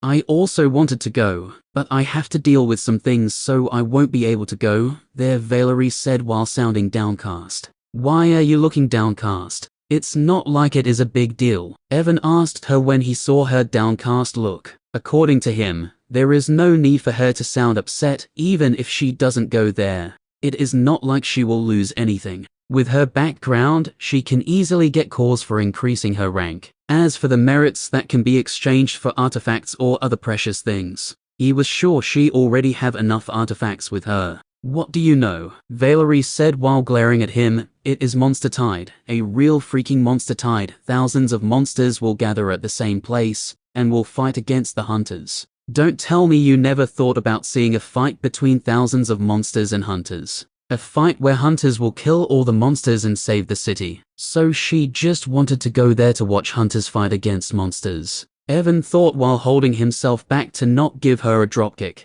Is this the life of tycoons? Evan shouted inside his mind. Other people wanted to go there to collect some cores and get merits, so that they can improve their rank. But this woman wanted to go there because she wanted to see thousands of monster fight. She was treating it like a stage show. It's a pity I won't be able to fight against a monster tide, Valerie said, and sighed heavily. Evan's eyes were twitching after hearing her, but he didn't say anything to her. Suddenly he remembered something and asked Valerie, by the way, do you know a good blacksmith? Blacksmith? I do know someone. Why do you ask? I need gauntlets. I checked online shops, but I did not find anything satisfactory. So I was thinking about asking a blacksmith to make a pair of gauntlets for me. Since Evan can't use swords and other weapons properly, he was thinking about using gauntlets. But when he checked online, he did not find any gauntlets that were higher than C rank. For current him, C rank gauntlets are not enough. He wants something that is at least B+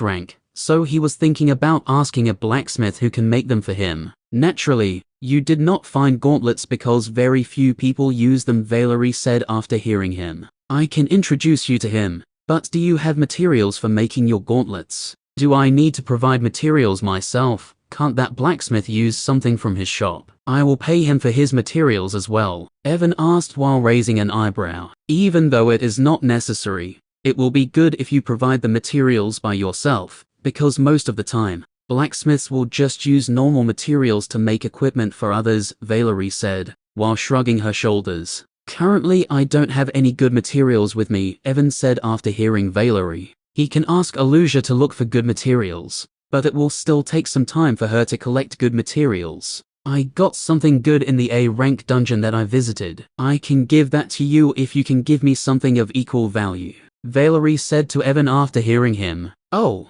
what did you get? It is something that is perfect for making equipment like armor and gauntlet. If you use that thing as material, there is a high chance you will be able to forge an A rank gauntlet. But I can't give you that thing for free. So tell me if you have anything that you can give me for a material that can make an A rank artifact. Valerie replied with a smile on her face. Actually, I do have something. Evan did not even think after hearing Valerie and said instantly, oh, what is it? Valerie was taken aback by his instant response, but still asked him. I have information. Chapter 263. I have information, Evan said in a confident-filled voice. What kind of information? Valerie asked while looking at him strangely. She didn't understand what kind of information he have that he can trade for a material that can be used for making A rank artifacts. Information that can help stop dungeon outbreaks that are happening all over, Evan said with a smile on his face. Hearing Evan, Valerie stopped walking and her eyes opened wide. What do you think? If I give you information that can stop dungeon outbreaks, will you give me that material? Evan also stopped and asked her, is what you just said is true? Valerie came back to her senses after hearing him and asked in a serious voice. Of course it is true. I will not joke about something like that, Evan said calmly, completely understanding why Valerie was shocked. Many people tried to find out the reason behind the sudden dungeon outbreaks, but no one was able to find the reason behind it. And now Evan is telling he has information that can stop the dungeon outbreaks. If what you just said is true, then not only I will give you that material, I will even make sure you receive the best gauntlet possible, Valerie said seriously. Now can you tell me what you know? Do you remember the black potion I gave you after finding it in Carlos's storage ring? Evan asked Valerie. Valerie raised an eyebrow after hearing him and nodded her head. I gave that potion to one of the alchemists of my guild, but he wasn't able to find anything about that potion. Evan was not surprised to hear that they were not able to find anything about that potion. Illusia told him Dark Guild find the creation method of that potion in ruins. It would have been strange if they could find anything about that potion in such a short period of time. That potion is called Fetid Miasma. It is the thing responsible for dungeon outbreaks. Evan said and told her everything about how to use Fetid Miasma. The more Valerie heard from Evan, the more shocked she became. She wasn't able to believe that all the dungeon outbreaks were caused by using such a small bottle of potion. Even though she already expected this, she was still stunned after hearing it is Dark Guild who is behind all the dungeon outbreaks. So you are saying, just by spilling that bottle in the dungeon they can cause a dungeon outbreak? Valerie asked while taking a deep breath. She was having a hard time believing on the fact that using a small bottle of potion Dark Guild can cause dungeon outbreaks. Yeah, Evan nodded his head. He was also stunned when Illusia told him about Fetid Miasma for the first time. You should still have that bottle of potion with you. If you don't believe me, you can try to use that bottle by yourself. Don't worry, I will check out that potion by myself. But, Valerie said and looked at him. But what? Evan asked while raising an eyebrow. But you still not tell me how we can use this information to stop dungeon outbreaks. Even if we know they are using this potion to cause dungeon outbreaks, how can we stop them? Valerie asked, looking at him with a confused face. Evan held himself back to not curse this brain-dead woman. He genuinely wanted to know her IQ level. Seeing she was still looking at him with a confused face, he sighed. Miss, if they want to cause an outbreak, they will have to spill this potion inside the dungeon. You understand this, right? Evan asked her. Valerie nodded her head after hearing him. If they want to spill it in the dungeon, they will have to first bring it inside the dungeon, right? Valerie once again nodded her head, but she still has a confused expression on her face. Seeing she still didn't understand, Evan once again sighed. Since they will have to bring it inside the dungeon, can't you just order the guards of the dungeon to inspect all the people who are entering the dungeon? You can tell them about this black potion, and order them to capture the peoples who are found carrying these black potions with them, Evan said while rubbing his head. After hearing Evan, a light of understanding finally appeared in Valerie's eyes. You are right, we can just ask guards to check the belongings of the people who will enter the dungeon. This way not only we will be able to stop dungeon outbreaks, we will even be able to catch people of the Dark Guild, Valerie said, and nodded her head. Even though you don't look like one, you are actually quite smart. I am not smart, it is just that you are stupid, Evan thought while shaking his head. Since you will be helping me create the gauntlets, here is a bonus information for you, Evan said and told her about Sarah. He did not tell her about Leon because he has other plans for him. I don't know many people in Ravenhurst City, but I will try to search for her, Valerie said after hearing about Sarah. I am quite curious from whom you received all this information. No one was able to find the reason behind the dungeon outbreaks till now, but Evan not only has information about dungeon outbreaks, he even knows about Sarah, who is an S-rank hunter. Valerie really wanted to know how Evan get all of this information. Who knows, maybe I am also part of the Dark Guild, and selling their information to get some benefits, Evan said to Valerie while shrugging his shoulders. If you don't want to tell me, just say so. Why spout nonsense? Valerie said while shaking her head. Do you have any preference regarding gauntlets? I mean, what kind of gauntlets do you want? Hearing Valerie, a light flashed in Evan's eyes. I do have a preference regarding the gauntlets I want. Chapter 264. Ask the blacksmith to add a skill that will allow me to erase half of the population of this world with a snap of my finger, Evan said while snapping his fingers. Valerie nearly choked even though she was not eating or drinking anything. She looked at Evan like she was looking at a maniac and wasn't able to say anything. Seeing how she was looking at him, Evan felt a little embarrassed. Hearing what kind of gauntlet he wanted, he accidentally spoke about the most famous gauntlet of the world. I was just joking. I don't have any preference regarding gauntlets. I just want something that will help me when I will fight against someone in close range, Evan said while waving his hand. Valerie looked at him for some time before nodding her head. Do you want any attribute in those gauntlets? Depending on the attributes, the functions of the gauntlets will also be different. Like if he make gauntlets with ice attribute, there is a chance it will slow down his enemy whenever he hit him. If he makes it with the wind attribute, it might increase his agility and movement speed after wearing it. Depending on the attributes, the functions of the gauntlets will also be different. I think I will go with the fire attribute, Evan said after hearing Valerie. Fire attribute will allow him to cause extra damage while fighting. Valerie asked some more questions, and Evan told her what kind of gauntlets he wanted. I will talk to the blacksmith tonight. Your gauntlets should be ready in 10 or so days, Valerie said, and left from there. Evan also came back to his room. He doesn't have to pack anything for the trip to Nephilim City. His most of things are placed inside shadow storage that he can use whenever he wanted. For the rest of the day, he did nothing and just enjoyed himself by watching movies and walking around the academy.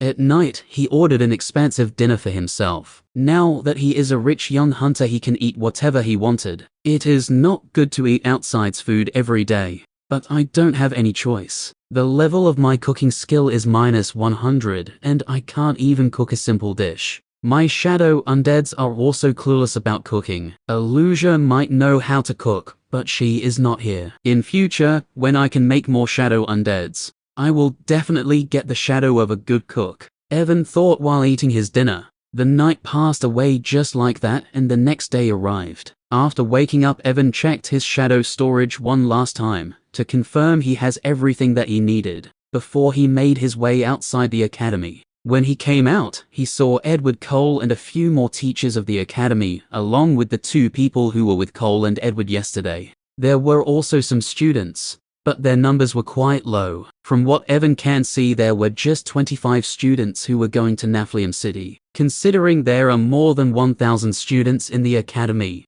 this number was really too low. There is still some time before we leave. More students might join us later, Evan thought and stood aside. Time continued to pass by, and when it was 8 in the morning, Evan saw Edward signaling everyone to gather. After all this time, the number of students increased from 25 to 38, but this number was still quite low from what Evan originally thought. One more thing that he noticed was that all the students who came were at C rank or C+ rank. He was the only one who was at D+ rank. Well, at least in the eyes of others, he was at D+ rank, in other words, a complete noob. Some students were even looking at him like he is an idiot for going there with such a low level. Evan did not bother himself with them, and even showed a middle finger to some of the people who stared at him for a long time. He was not afraid of them. After all, he crushed these C and C+ rankers during the practical exam. Looks like people are quite scared of the monster tide because of what happened in Ravenhurst City last time, Evan thought after seeing very few students were going.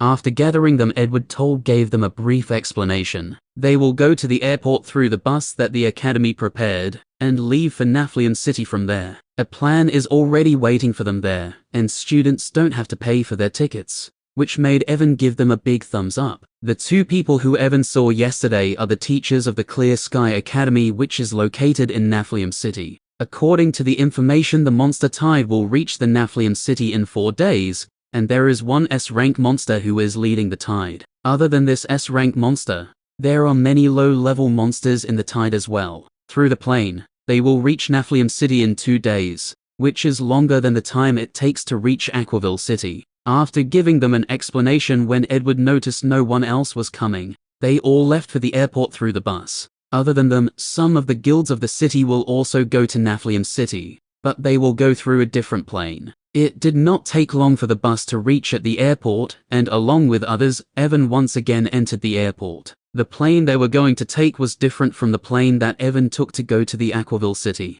This plane was a lot bigger than that plane, and its speed was also faster than that plane. If we go there using that plane, we might not be able to reach there in 2 days, Evan thought when he saw the plane and entered it with other people. Chapter 265. Evan sat down near the front row of the aeroplane, where most of the teachers were sitting, so that he won't have to deal with some random dude. When all the students sat down, the seat beside Evan was still unoccupied. Well, it's a common thing for students to sit further away from the teachers when going on a school trip, right? So no one sat beside him. After all the students sat down and the plane was about to take off, Edward came and sat beside him. Evan was not bothered when Edward sat beside him because he has a good impression of him. After all, the last time when Olivia suddenly attacked him, it was Edward who stopped her. "How have you been this past month?" Edward asked him in a friendly tone after sitting down. "Pretty good, I think. I took a vacation to escape the attention brought by a certain individual," Evan said while shrugging his shoulders. He knew Edward asked him that question because of the articles that were published. "From your relaxed tone, it looks like you enjoyed your vacation quite a bit. But you are still D+ rank even after all this time," Edward said, and looked at him with a smile. "Were you slacking off all this time after the examination ended? You should know the tournament between the academy is not far away, and you will be one of the students who will represent our academy. So I don't think it is a good thing for you to waste your time like this." Evan's body stiffened after hearing Edward. He can't tell him the truth that he was busy increasing the rank of his other corps, and from his past life experience, he knew lame excuses never work in front of teachers. He was thinking about what he should say when suddenly a good idea came into his mind, and he said while shaking his head, "You are mistaken, Professor Edward. I was not slacking off. As you know, I have a physique called Shadow Physique. When I awakened my physique, I was able to increase my rank very quickly. In just 1 month, I reached D+ rank from the F rank.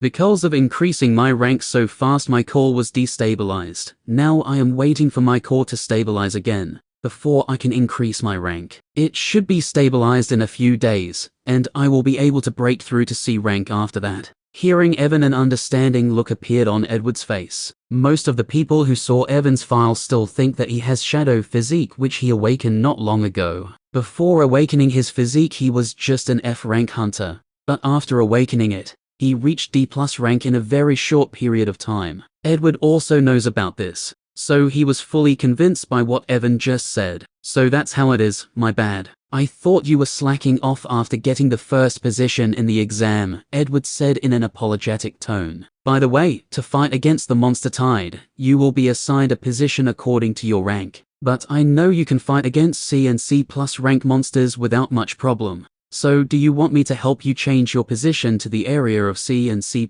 rank monsters? Or do you want to stay in the area of D and D+ rank?" Edward asked Evan. "Actually," Evan said while scratching the back of his head, "I want you to assign me to the area of B and B+ rank monsters." "Okay, area of BN." Edward stopped speaking midway and looked at him with his eyes wide open. "Kid, do you want to die?" Edward asked Evan while trying his best to not give him a good beating. He was just a D+ rank hunter, but he wanted to fight against B and B+ rank monsters. "I saw how you were nearly eliminated by Valerie and Leon during the examination. They were just 2 B rankers, but you were not able to do anything against them, and now you want to fight against B and B+ rank monsters. Are you insane?" "Professor, I know what you are thinking, but you don't have to worry. I am not someone who will do something that will put me in danger. Since I am asking you to assign me to the area of B and B+ rank monsters, I naturally have confidence in dealing with them," Evan said to Edward in a confidence-filled voice. "You will not do anything that will put you in danger," Edward said while looking at him like he just heard a good joke. He still remembers how Evan threatened Olivia, even though he was still a D+ rank noob at that time. He wanted to refuse him because sending a D+ rank hunter to fight against a B rank monster is like sending him to his death. But seeing how Evan was looking at him confidently, Edward was not able to refuse him immediately. "Alright, I can assign you to that area, but first you will have to show me you have enough strength to protect yourself in that area. Without enough strength, fighting against B and B+ rank monsters will just spell your doom," Edward said while sighing. Seeing Evan's confident-filled look, he also wanted to know what is the thing that is giving him the confidence to fight against B and B+ rank monsters, while being only a D+ rank hunter. "It is nothing special actually," Evan said while scratching his head. Before leaving for Naflium City, he was thinking about sneaking away to fight against B and B+ rank monsters,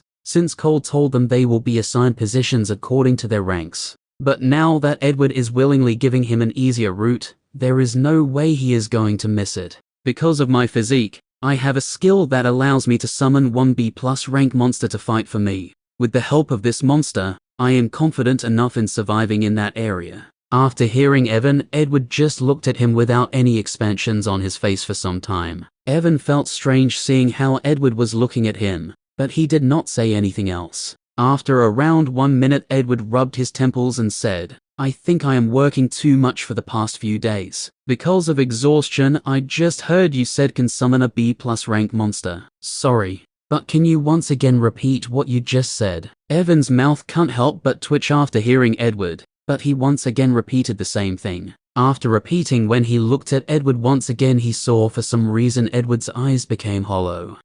Professor Ed, don't talk to me." Evan wanted to ask him if he is alright, but Edward cut him short. Currently, he did not want to talk to anyone. He still remember how he has to run away even if he encountered a C+ rank monster when he was a D+ rank hunter. But here Evan is saying he can summon a B+ rank monster to fight for himself. Why I was not born with this kind of broken physique, Edward thought while holding himself back to not curse out loud. The world is truly unfair. Chapter 266. Deep in the wilderness, the wind was blowing, and the trees were swaying. The place was full of lush green trees, and was surrounded by mountains. Small rivulets of water flowed down from the mountains, and some wild monsters could be seen moving about in the rivulets from time to time. The place was very beautiful and peaceful, that looks like something out of fairy tales. Shriek dash. Suddenly a powerful shriek of a bird rang out, destroying the peaceful environment of the surrounding. Some wild monsters who were moving around the water rivulets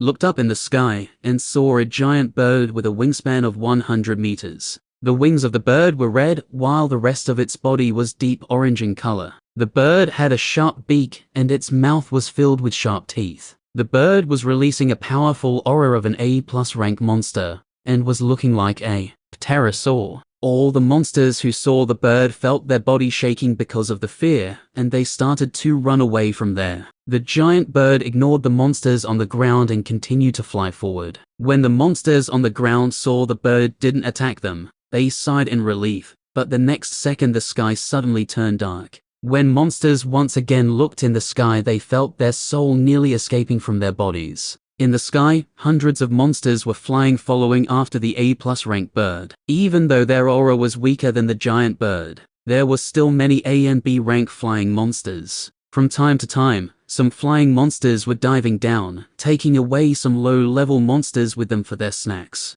Most of the monsters who were on the ground started to run away to save their life. Rumble!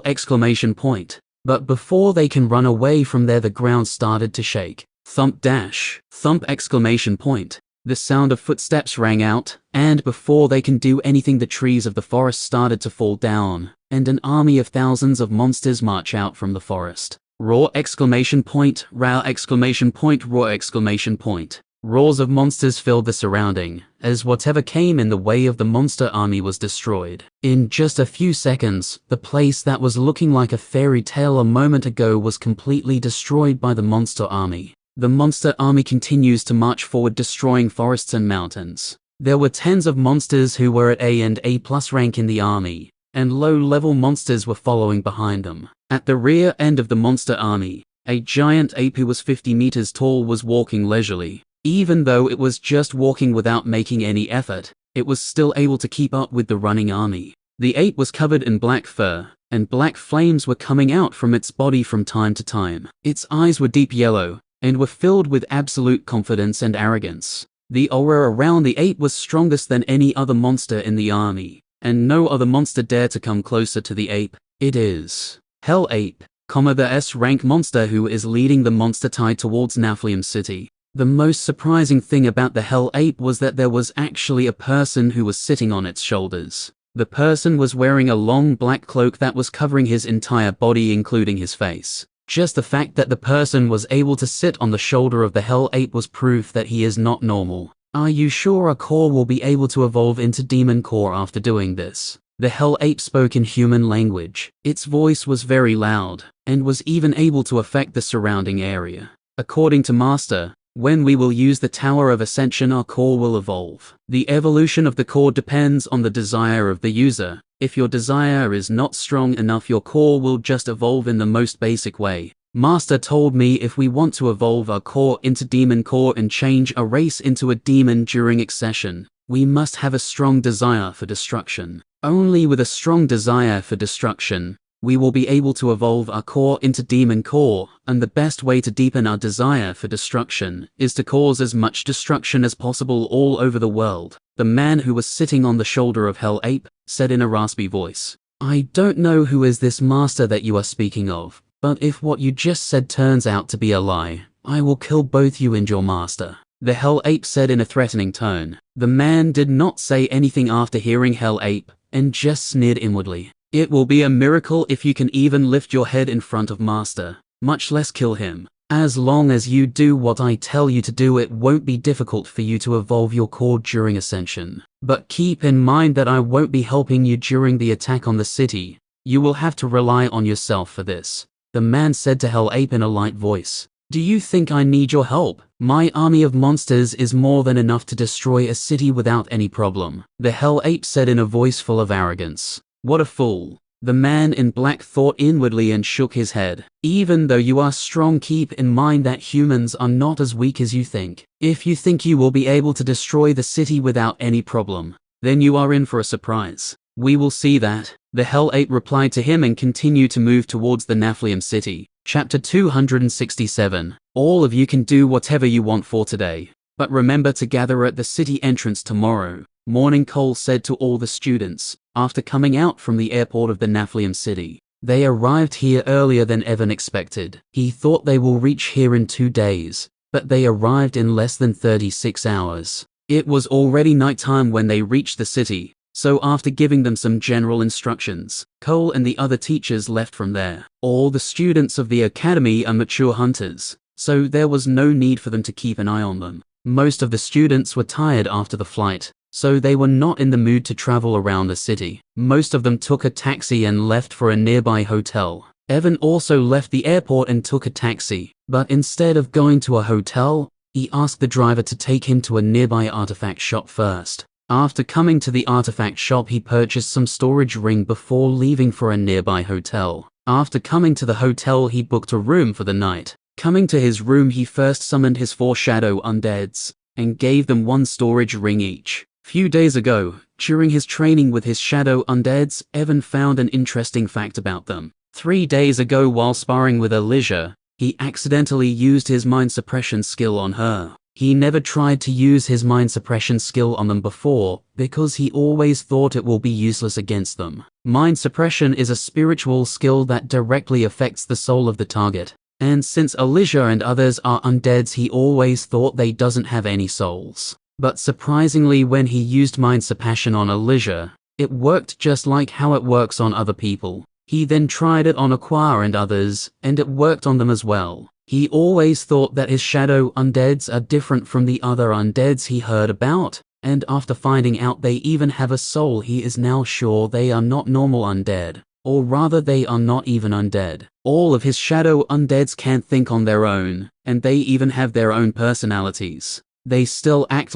just like how they used to act when they were alive. The only difference is that now they are loyal to him and do everything that he says. It is like, after killing them, he captured their souls, created new bodies for them using his shadow energy, and placed their souls in these new bodies. Instead of calling them undeads, it is better to call them a new race, an undying new race created by me. Evan thought while giving them storage rings. During Monster Tide, he can't show all of his undeads to other people, but if he does not use 3 of his shadow undeads, it will be a huge loss for him. His shadow undeads can kill other monsters and collect cores for him and merit points for him. This is why he was thinking about releasing 3 of his shadow undeads in a different area than him. He will keep 1 of his shadow undead with him and ask the other 3 to kill monsters in different areas and collect their cores. He was giving them storage rings so they can store cores in them after killing monsters. Normally it is impossible for undeads to use storage rings. There are 2 methods to bind a storage ring with you. First is to use a drop of your blood. Even if you are using this method, you still need to have a little bit of spiritual power.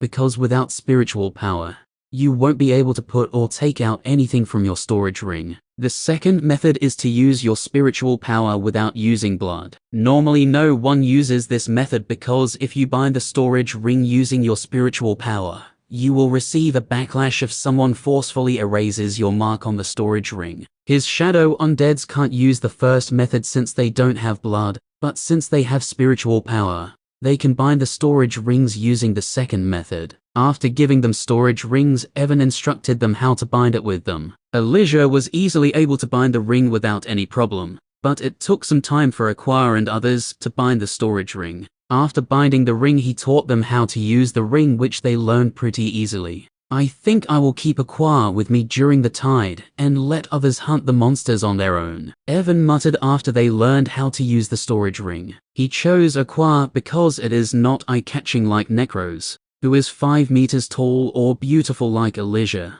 Aqua is the only one who will not attract too much attention. He can't show Eclipse because he told Edward that he can summon a B+ rank monster, and Eclipse is still a B rank monster. By the way, do you guys feel like you are trapped in your body or anything like that? Evan asked his shadow undeads because after knowing they have souls, he thought their souls might be trapped in the bodies that he created using shadow energy. Hearing Evan, Aqua and others were confused, but they still shook their heads. According to them, they don't feel anything like that. Well, that is good then, Evan said and summoned them back into his shadow storage. After summoning them back, he went to sleep because he was also tired after the flight. The next day, early morning, he left the hotel and grabbed a taxi to go to the city gate, just as Cole told them. The city gate was not far away from the hotel, and in just 1 hour he arrived there. Chapter 268. When Evan reached the city gate, he saw many hunters were leaving the city.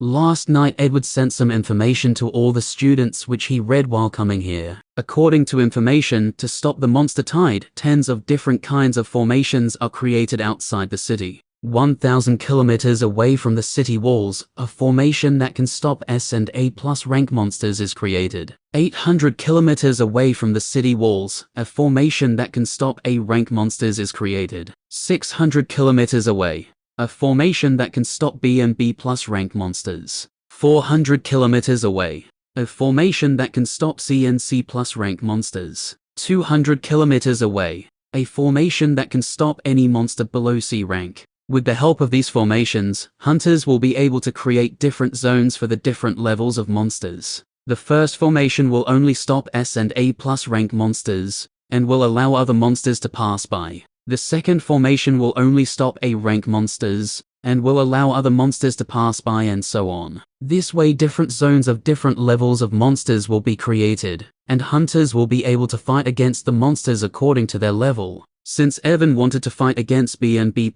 rank monsters, he will be 600 kilometers away from the city, where the zone of B and B+ rank monsters will be created. When Evan saw this information, he was completely stunned. He can't even imagine how many resources they used to create so many formations. Like this is not enough, all of these formations require the energy of cores to operate. To activate all the formations, they will have to use thousands of cores. All the guilds and the Hunter Association of the city must be using the cores that they collected all these years to resist the monster tide. Evan thought while walking toward the city gate with other hunters. All the guilds that are located in Naflium City contributed in making those formations. For these guilds, Naflium City is their base where their guilds are located. If the city is destroyed by monster tide, their guild will also suffer. If they don't contribute and the city is destroyed, it will be very hard for them to create their guild once again in a different city. Those formations are essential for the safety of the city,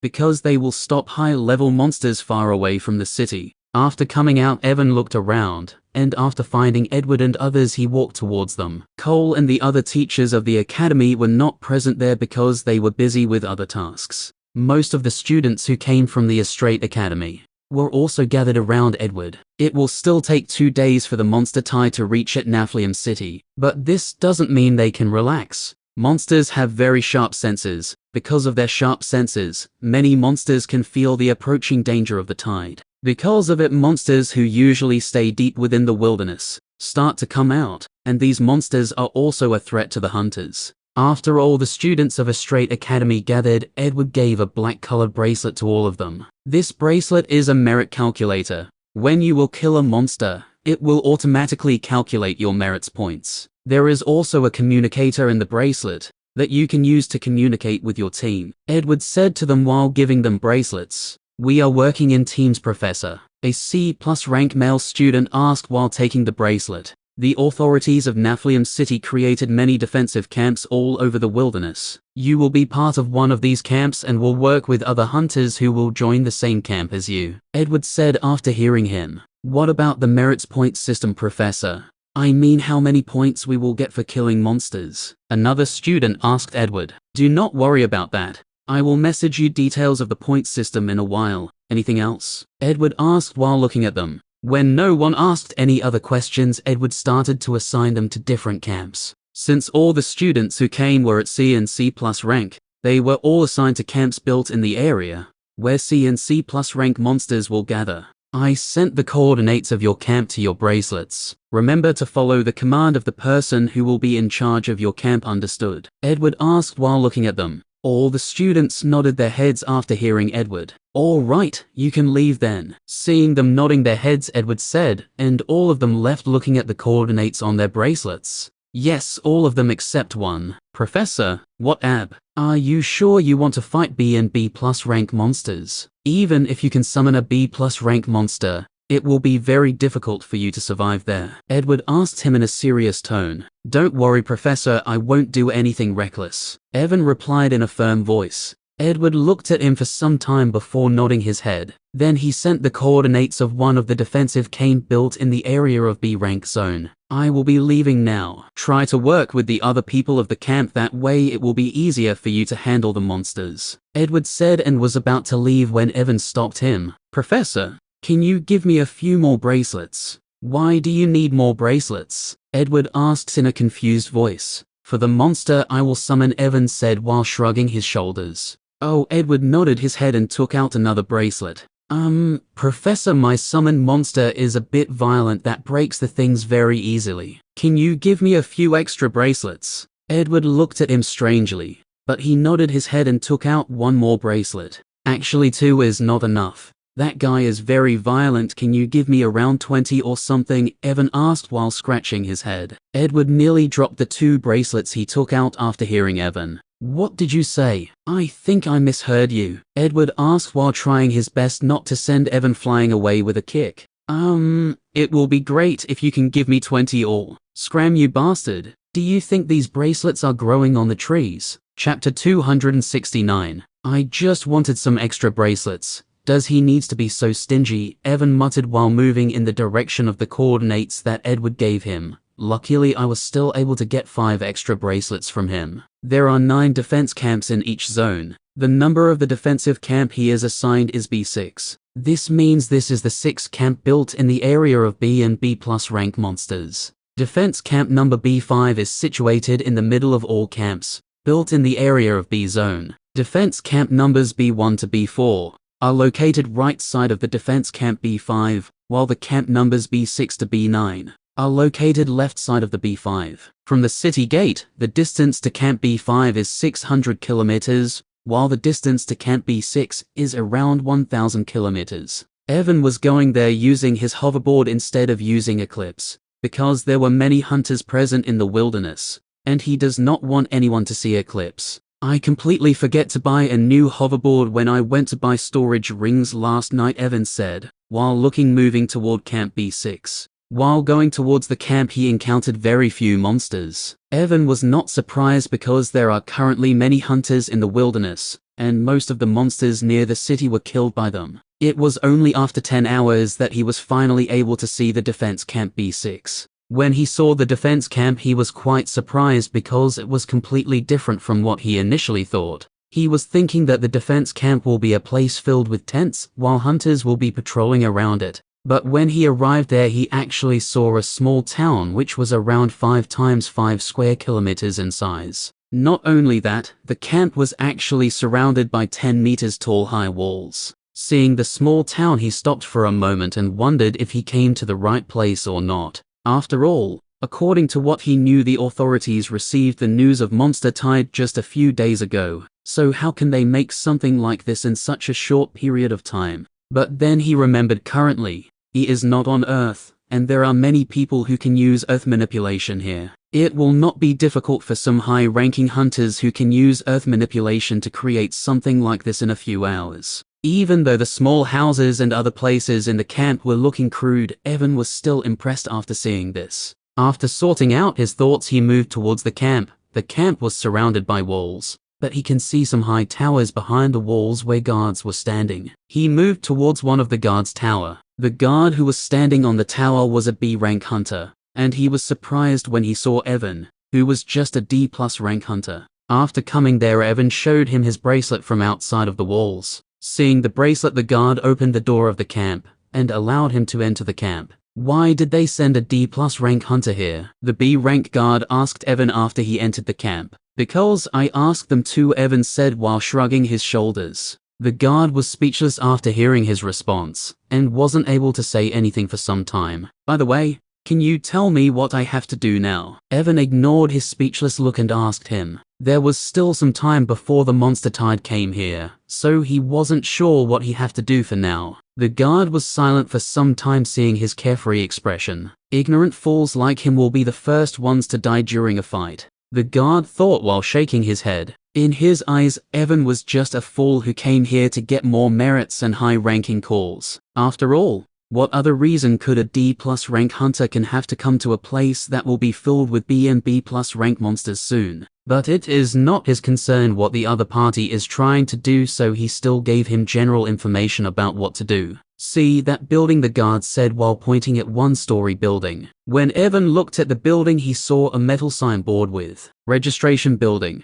words engraved on it. Go there and register yourself. After registering, you will be put into a team with other hunters. There is nothing much to do for now, since the Monster Tide is still far away, but we still have to keep watch and patrol the surrounding, just in case any monster come here. Evan nodded his head after hearing the guard, but before leaving he asked another question. Brother, are the formations that will stop different level of monsters in the different zone are already activated? Or will be activated when the Monster Tide reach here? Of course, the formations are not activated currently. Do you even know how many cores those damn formations consume? The guard said while shooing him away. Now don't bother me and go register yourself. Evan thanked the guard for answering him and walked towards the registration building. Since the formations are not activated, there is still a chance a higher level monster might appear here, after evading the defense camps that are built in a zone. Evan thought while walking. While moving, he suddenly felt something and stopped walking for a moment. But the next second he once again started walking towards the building like nothing happened. While walking, he used his shadow senses skill. What is the matter, Illusia? Just now he felt Illusia is trying to contact him. Master, the Monster Tide is not normal. Chapter 270. In Naflium City, inside the private room of a bar, 60 people were gathered. Surprisingly, all of these 60 people were high-ranking hunters. Among these 60 people, 4 were A-rank hunters, 8 were B+ rank hunters, 16 were B-rank hunters, while the rest of the 32 were C+ rank hunters. A common thing about all of these people was that there was a savage, murderous aura around all of them. They were like a group of people who likes to kill on a whim. How are the things out there? A man who looks in his mid-40s asked. He has short black hair with a rough-looking face, which was filled with many small scars. His skin was bronze in color, and he was drinking booze directly from a bottle. The name of the man was Jamison, and he was one of the 4 A-rank hunters present in the room. The situation is pretty good. Most of the hunters of the guilds and the association are currently outside of the city, preparing to face the Monster Tide. If nothing goes wrong, we should be able to achieve our goal, said a woman who looks to be in her late 60s. Her face was filled with wrinkles, but the aura around her was on par with Jamison. Her name was Audrey, and she was also one of the 4 A-rank hunters present in the room. I received a message from Lord Kazal that Hell Ape will reach here in around 40 hours, along with its monster army. I hope all of you are prepared. A young man with golden hair and a handsome face said while looking at all the gathered hunters there. His name was Mason, and he was the 3rd A-ranker present in the room. We will be dividing into the 4 teams. and will attack the city from all 4 sides at the same time. In each team, there will be 1 A rank hunter, 2 B+ rank hunters, 4 B rank hunters, and 8 C+ rank hunters. The A rank hunter of the team will be the leader of the team, and will lead the operation. I already sent a message to all of you regarding which team you are in. If you have any questions you can ask now. I don't want anyone to mess up after we start our operation, Mason said while looking at them. I don't care about any of this. Just tell me when we are starting, asked a man who was just 135 cm tall. Even though he was just 135 cm tall and looks like a child, the aura around him was also that of an A rank hunter. His name was Ryan, the 4th A ranker who was present in the room. Shorty, didn't he just say Hell 8 will arrive here in 40 hours? So isn't it obvious we will also start after he arrives? Here, Jamison said, while drinking booze like he was drinking regular water. I don't think you have the right to call me Shorty, when the size of your 3rd leg is not even 1/5 of mine. Ryan replied to Jamison in a sneering voice. Puff * cough. Jamison choked on the booze he was drinking, and started to cough furiously.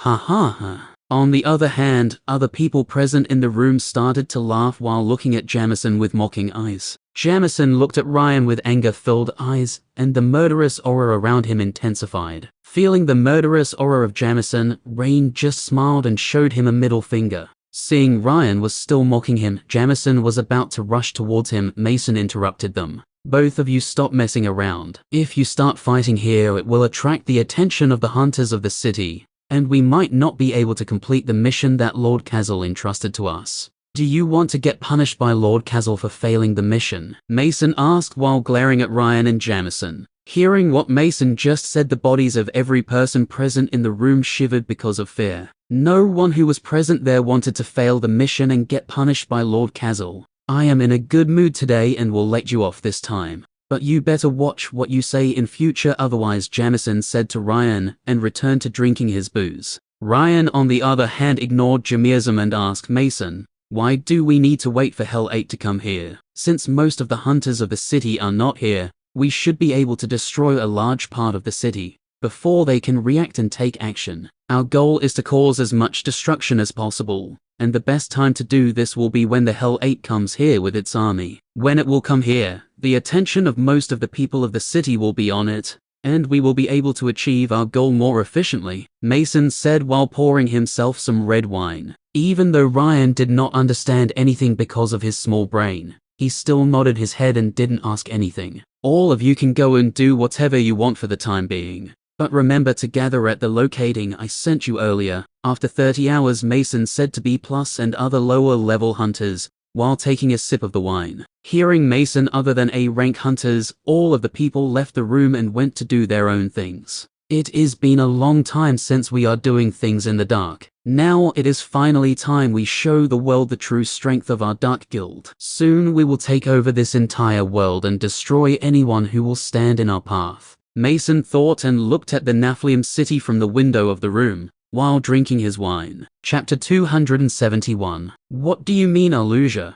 Evan asked in a serious voice. Master, Sarah just called me to inform me that she sent the weapon and the armor she promised me. At the same time, she asked me to send some of the people of the guild, who are also the members of the Dark Guild, to Nephilim City. According to her, they are planning to attack the city from inside, when the hunters of the city will be busy dealing with the monster tide. Alusia said to Evan in a hurried manner. In the Sacred Heart Guild, not all the people are members of the Dark Guild like Alusia. Most of the people are normal hunters, and only around 20% of the members are part of the Dark Guild. When Evan heard what Alusia said, he was stunned and stopped outside of the registration building. Instead of going inside, he went into one of the corners. Alusia explained everything clearly. Evan asked her in a serious voice. I am also not sure about the details, but it looks like this monster tide is not natural and somehow is related to Dark Guild. From what I know, another S-rank hunter of the Dark Guild is responsible for this monster tide. They are planning to attack the city from inside, when most of the hunters of the city will be busy fighting against the monster tide, Alusia said to Evan. How can they cause a monster tide? Evan muttered while feeling shocked that the monster tide is not natural. You didn't agree to send any member of the guild here, right?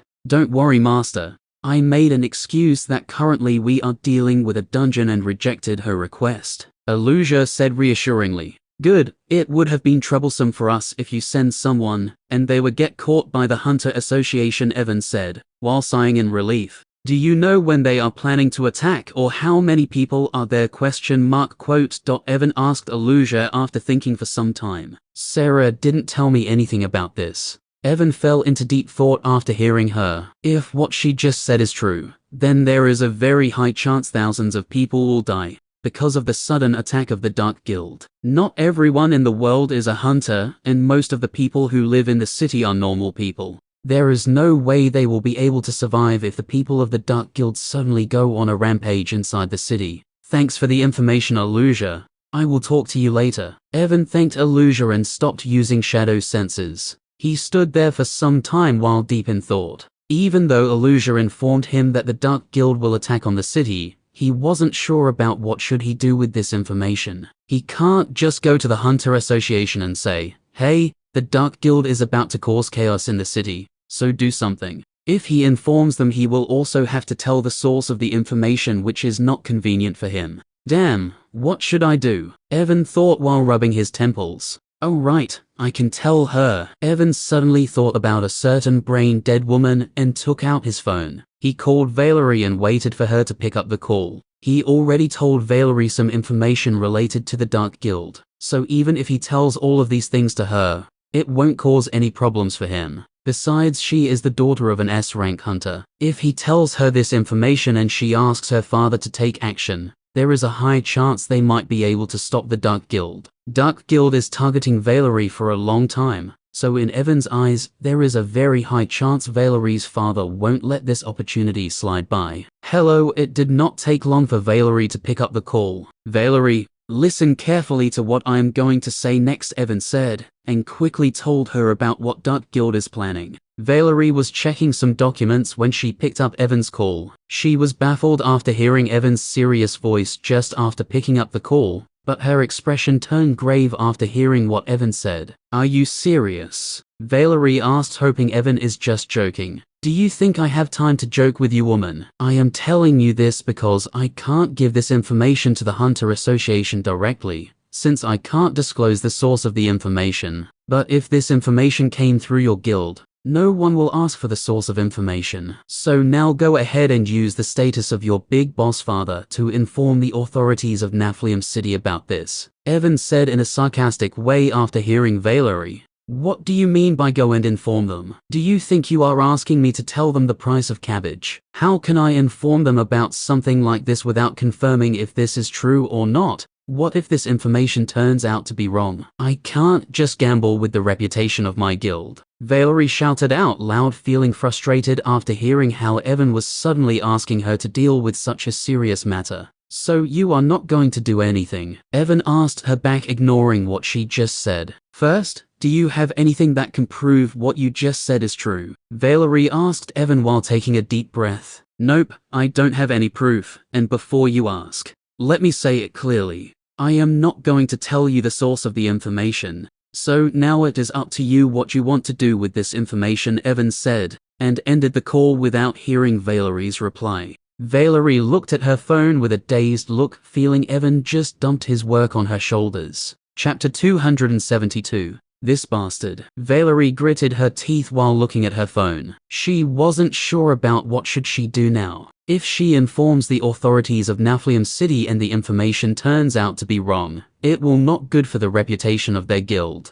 But from the way he was speaking, it doesn't look like he was lying. Valerie muttered and took a deep breath. The information he gave about the dungeon outbreak was also true. When we spilled that potion in the F-rank dungeon, there was really an outbreak. Valerie stood up and walked out of the room. She was checking the documents. If what he said is true and I don't inform them, there is a chance thousands of people will die because of the sudden attack of the Dark Guild. Valerie took the elevator and went to the top floor of her guild building. After arriving at the top floor, she walked to the end of the corridor, where an office room was located. Knock, knock. She knocked on the door of the room and waited outside. Come in. Not long after knocking, a mature voice of a man sounded, and Valerie entered the room. The room was quite spacious and was decorated with different kinds of things, but the most eye-catching things were a red-colored longsword and a silver-colored armor, which were hanging on the right wall of the room. The longsword and armor had an extraordinary aura around them, and both of them were genuine S-rank artifacts.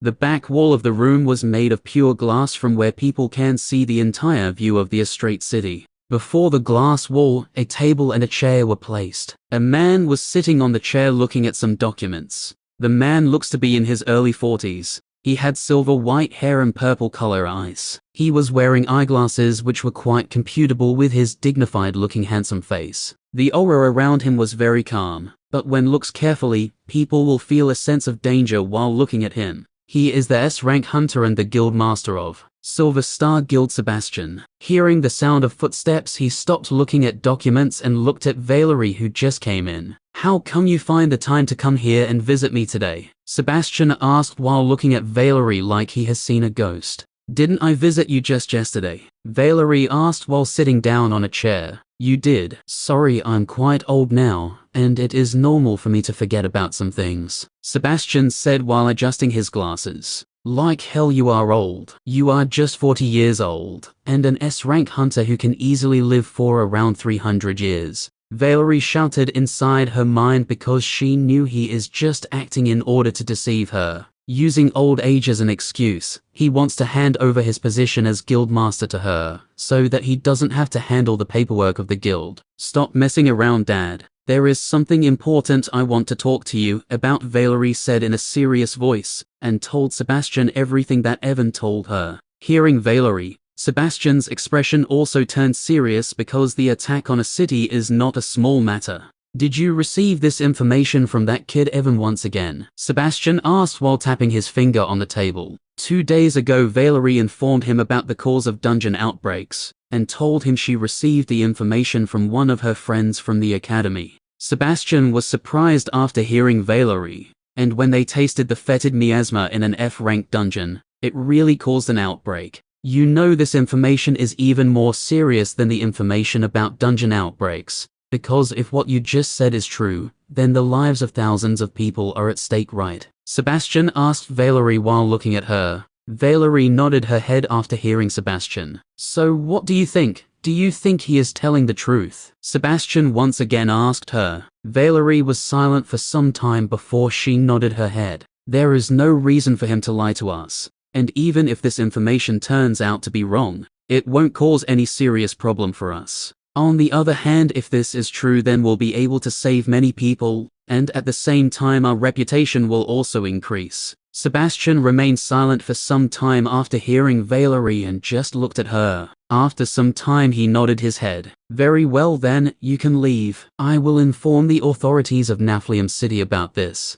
Hearing Sebastian, Valerie stood up and left the office. After Valerie left, Sebastian stood up and walked towards the glass wall of the room, and looked at Astarte City from there. "Just how many secrets that kid is hiding," Sebastian muttered while taking out his phone and looking at a picture. The picture was of an ice troll who was missing its head. The Frost World dungeon is still not recovered since Valerie, and that kid cleared it last time. According to her, they faced an ice troll on the 5th floor, and after a few days of leaving the dungeon, that kid sold the body of an ice troll in the city plaza. "Is this a coincidence?" Sebastian muttered while smiling a little. "Looks like I will have to meet him soon," Sebastian said while thinking about arranging a meeting with Evan. "That old bastard will owe me big one if this information turns out to be true. I can ask him to work as my waiter for some time, if he asks me what I want in return for telling him such important information," Sebastian said with a wicked smile on his face and dialed a phone number.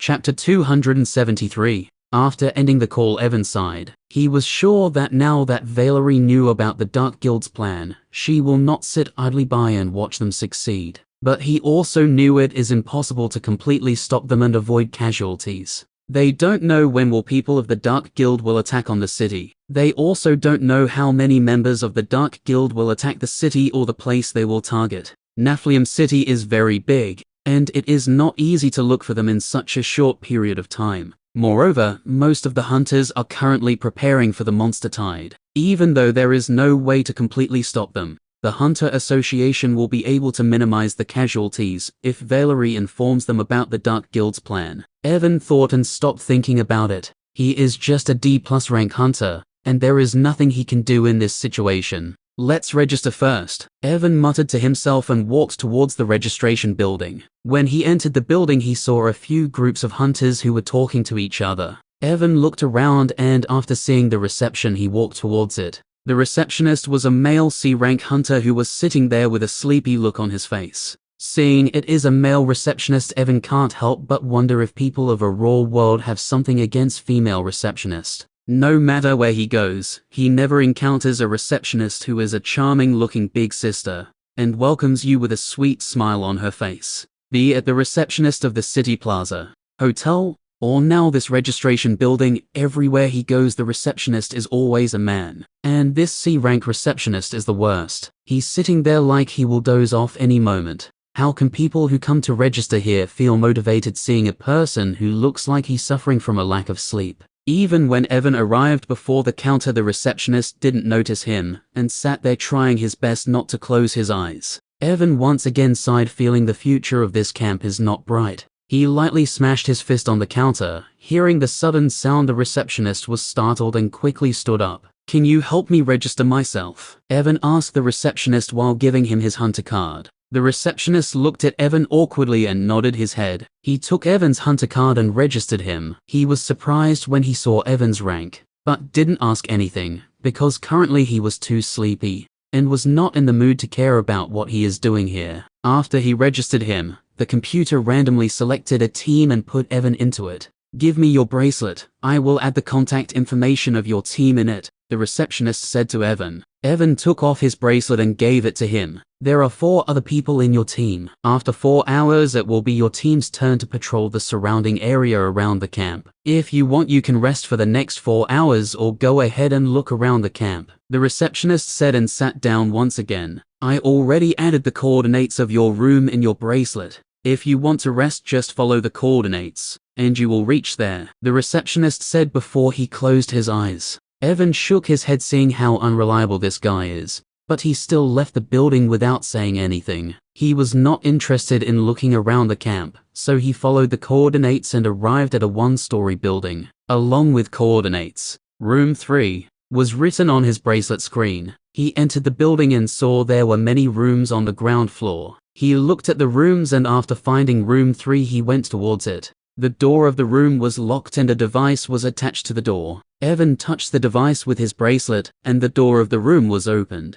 The room was nothing special. There was just a simple looking bed in it, and a small bathroom was attached to it. Evan was not bothered after seeing such simple looking room. After freshening up, he lay down on his bed and opened the information of his teammates that the receptionist added earlier. Other than him, there were 4 people in his team, 3 were male and 1 was female. Surprisingly, when he looked at their information, he found all 4 of them were from the Clear Sky Academy, which is located in Naflium City. But what shocked him was the level of these 4 people. The female hunter of Team Sophie is a B+ rank hunter, while the other 3 are B rank hunters. He was shocked because in Astarte Academy, only Valerie and Leon reached the B rank. But here, the first 4 students of Clear Sky Academy he met are also B rank. How can their level is so high? Evan can't help but thought, wondering what kind of miracle item they got that allowed them to increase their level. The names of his other 3 teammates were Mark, David and Caleb.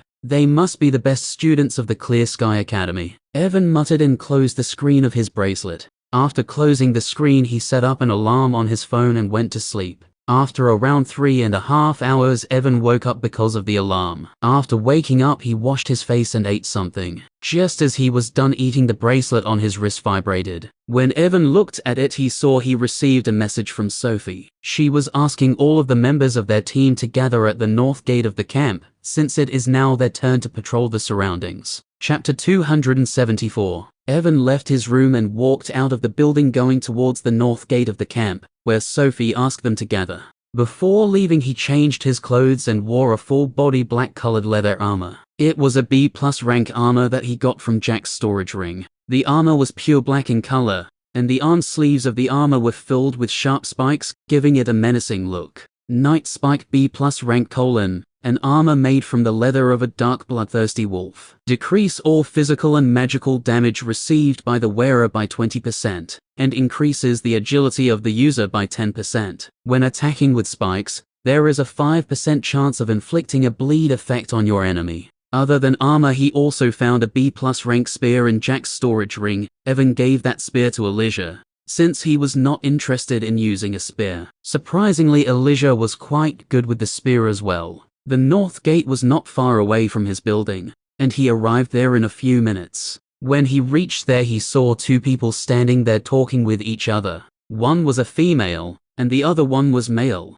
The female looks to be around 20 years old. She had long brown hair tied in a ponytail style, and she was wearing a black top and black shorts, exposing her long legs. Two daggers were attached to both the left and right sides of her waist. Just after looking at her, Evan can guess that her class is closely related to an assassin. The male was also around the same age as her, and was holding a giant shield, looking like a guardian character of a game. When Evan walked towards them, they also noticed him. "So you are the brave one who came here despite only being a D+ rank hunter," the male hunter said, while sizing up Evan. Evan felt strange when he was being called brave one, but he nodded his head. "I am Mark, the guardian of the team. You don't have to worry about getting injured as long as you stay behind me. I will protect you even if it will cost me my life," Mark said in a boastful voice while patting his chest. Evan was lost for words after hearing him, and wasn't able to say anything. "Mark, I told you.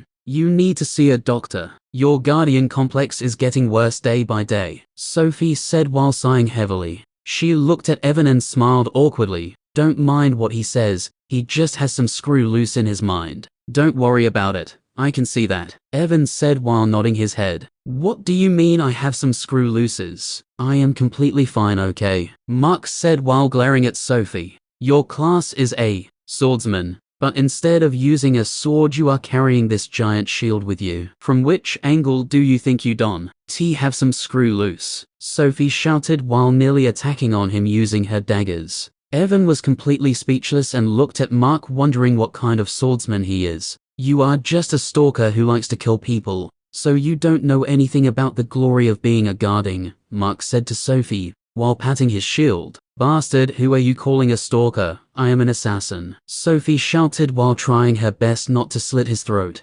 Yeah, stalker, assassin, or whatever," Mark said to Sophie while waving his hand. Evan just stood there not knowing what to do. Even if he wanted to say something, he wasn't sure what he should say. He never expected to get strange teammates like them. But at least they did not care about my rank, Evan thought and smiled a little. Seeing Sophie and Mark, he felt like he is watching Aqua and Necros who also fight like them. Suddenly Evan felt something and looked behind him. When he looked there, he saw two people coming towards them. When Evan noticed them, he was stunned for a moment because he recognized one of the person who was coming towards them. "Isn't he the guy with a celebrity complex?" Evan thought while looking at one of the men. He was the same person Evan beat down when he used the VR for the first time, after getting some mission points. Now that I think about it, he did introduce himself as one of the students of Clear Sky Academy at that time. Evan thought as David and Caleb arrived there. "You two are still fighting. It will not be good for your image if people saw you fighting like this,"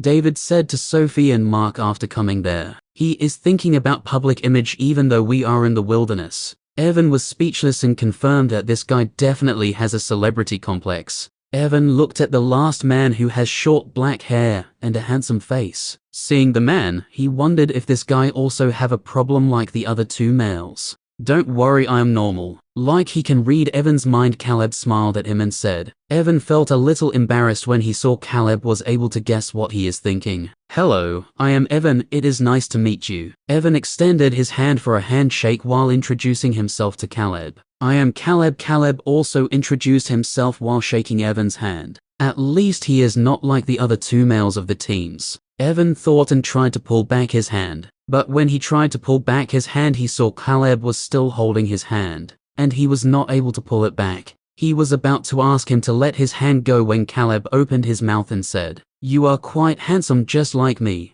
What do you think about coming to my room later? I want to ask you about some skincare products." Evan's mind went blank for a moment. and he was not able to process what he just heard. When he returned back to his senses and saw the meaningful smile of Caleb, a chill run down his spine. He wanted to shout, how can he call himself normal when he is acting like this? All of these people are King nuts. Chapter 275. Sophie and others left the camp and started to patrol around it. It was already past midnight, and they have to patrol for 5 hours till the sun rose once again. Sophie was in the lead and was moving by jumping from one tree to another, scouting in front of them. As an assassin, she was very good at scouting with her high agility and stealth abilities. Evan was walking beside Mark. Just after leaving the camp, Mark asked him to walk by his side, so that he will be able to protect him from any monster. His guardian complex is very high. David and Caleb were walking behind not far away from them, and they were looking quite carefree. From their expressions, it was looking like they are out for a stroll at midnight. Evan was confused about one thing the moment he heard about patrolling, so he asked Mark, who was walking beside him. If I'm not wrong, most of the monsters in the 1,000 kilometers of the area from the city walls should have already been killed by other hunters while making the defense camps and formations. The only way for other monsters to come here is from the deeper area of the wilderness. But to come here, they must pass through the S&A rank defensive camp built in front of us, right? Hearing what Evan said, Mark nodded his head and understood what he wanted to ask. You want to know, since there are 2 camps ahead of us, why we need to patrol here, since most of the monsters will be killed by them and won't come here, right? Evan nodded his head, expressing this was indeed the question that was bothering him. Even though there are 2 camps ahead of us, they will not stop any monster who is below A rank, so all the monsters who are below A rank can come here. Evan was stunned when he heard Mark and waited for him to explain further. We estimated that monster tide will reach here in around 35 hours from now on, but it is just an estimated time. It is possible that it might reach here just after 5 hours. So in order to make sure hunters are always ready for the fight, the high-level hunters from the front will not stop any monster who is below A rank, so that hunters will not slack off and will be ready to fight against the monster tide all the time. If they stop all the monsters by themselves, the hunters in the other camps will be at ease all this time and will not be able to react properly. If the monster tide comes here earlier than we expected, during the time when the lives of hundreds of thousands of people are at stake, we can't be careless, right? Mark said to Evan, who had an understanding look on his face. He can understand what Mark was saying. After all, if the camps in front stop all the monsters for them, the people at the back will not feel any pressure. In this case, most of the people of the other defensive camps will not be able to react properly, in case the monster tide appears here ahead of time. You don't have to worry. Even if we encounter the monsters, I will protect you. I am a reliable guardian, you know. When Mark saw Evan was in deep thought after hearing him, he patted his chest and said, thinking, Evan is afraid of monsters. Hearing Mark, Evan just smiled and nodded his head. Around 200 meters away from us there is a small group of 4B rank wolves. Suddenly Sophie jumped down from one of the trees and said to them, let's go then. I will be in front and attract their attention. Mark's eyes immediately lit up after hearing Sophie, and he was ready to rush forward. Stop it, Mark, Sophie said, and this time her voice was very serious. Hearing Sophie, Mark stopped, and when he looked at her he saw she has a serious look on her face. What? Mark asked in a confused voice because he didn't understand why she was so serious. Sophie ignored Mark and looked at Evan. Evan, I don't know how you were able to join the B rank zone, despite being a D+ rank hunter, but I don't think the teachers of your academy will send you here without a good reason. During Monster Tide, we will be assigned an area, and we will have to fight side by side defending that area. I know even though the people in our team are not normal, I don't want any mishap to happen during the Monster Tide. So can you at least tell us something about your strength, so that we will be able to work together properly, Sophie said to him while looking at him deeply. Evan was a little surprised when he heard her, but he actually expected something like this when Edward informed them they will be working in teams. After all, to work in a team you have to know little about your teammates. From the way David and other talks to each other, it is obvious they are familiar with each other and even worked together in past. Plus, there is no problem with their strength, since they are all at B rank. He is the only one who is new to the team, plus his D+ rank is rather strange. Don't misunderstand. I am not looking down on you for being a D+ rank hunter. I am just asking so that nothing bad happens during Monster Tide. Sophie added when Evan did not answer immediately. Don't worry, I understand what you are saying, and I don't have any problem with it, Evan said and started to walk in the direction Sophie said she saw the group of the wolves. But instead of telling you guys about my strength, it will be better if I just show it to you, right? This is the end of this video. Thank you guys for listening. Hope you enjoyed and wish you wonderful rest of the day. The Silent Ruptors out.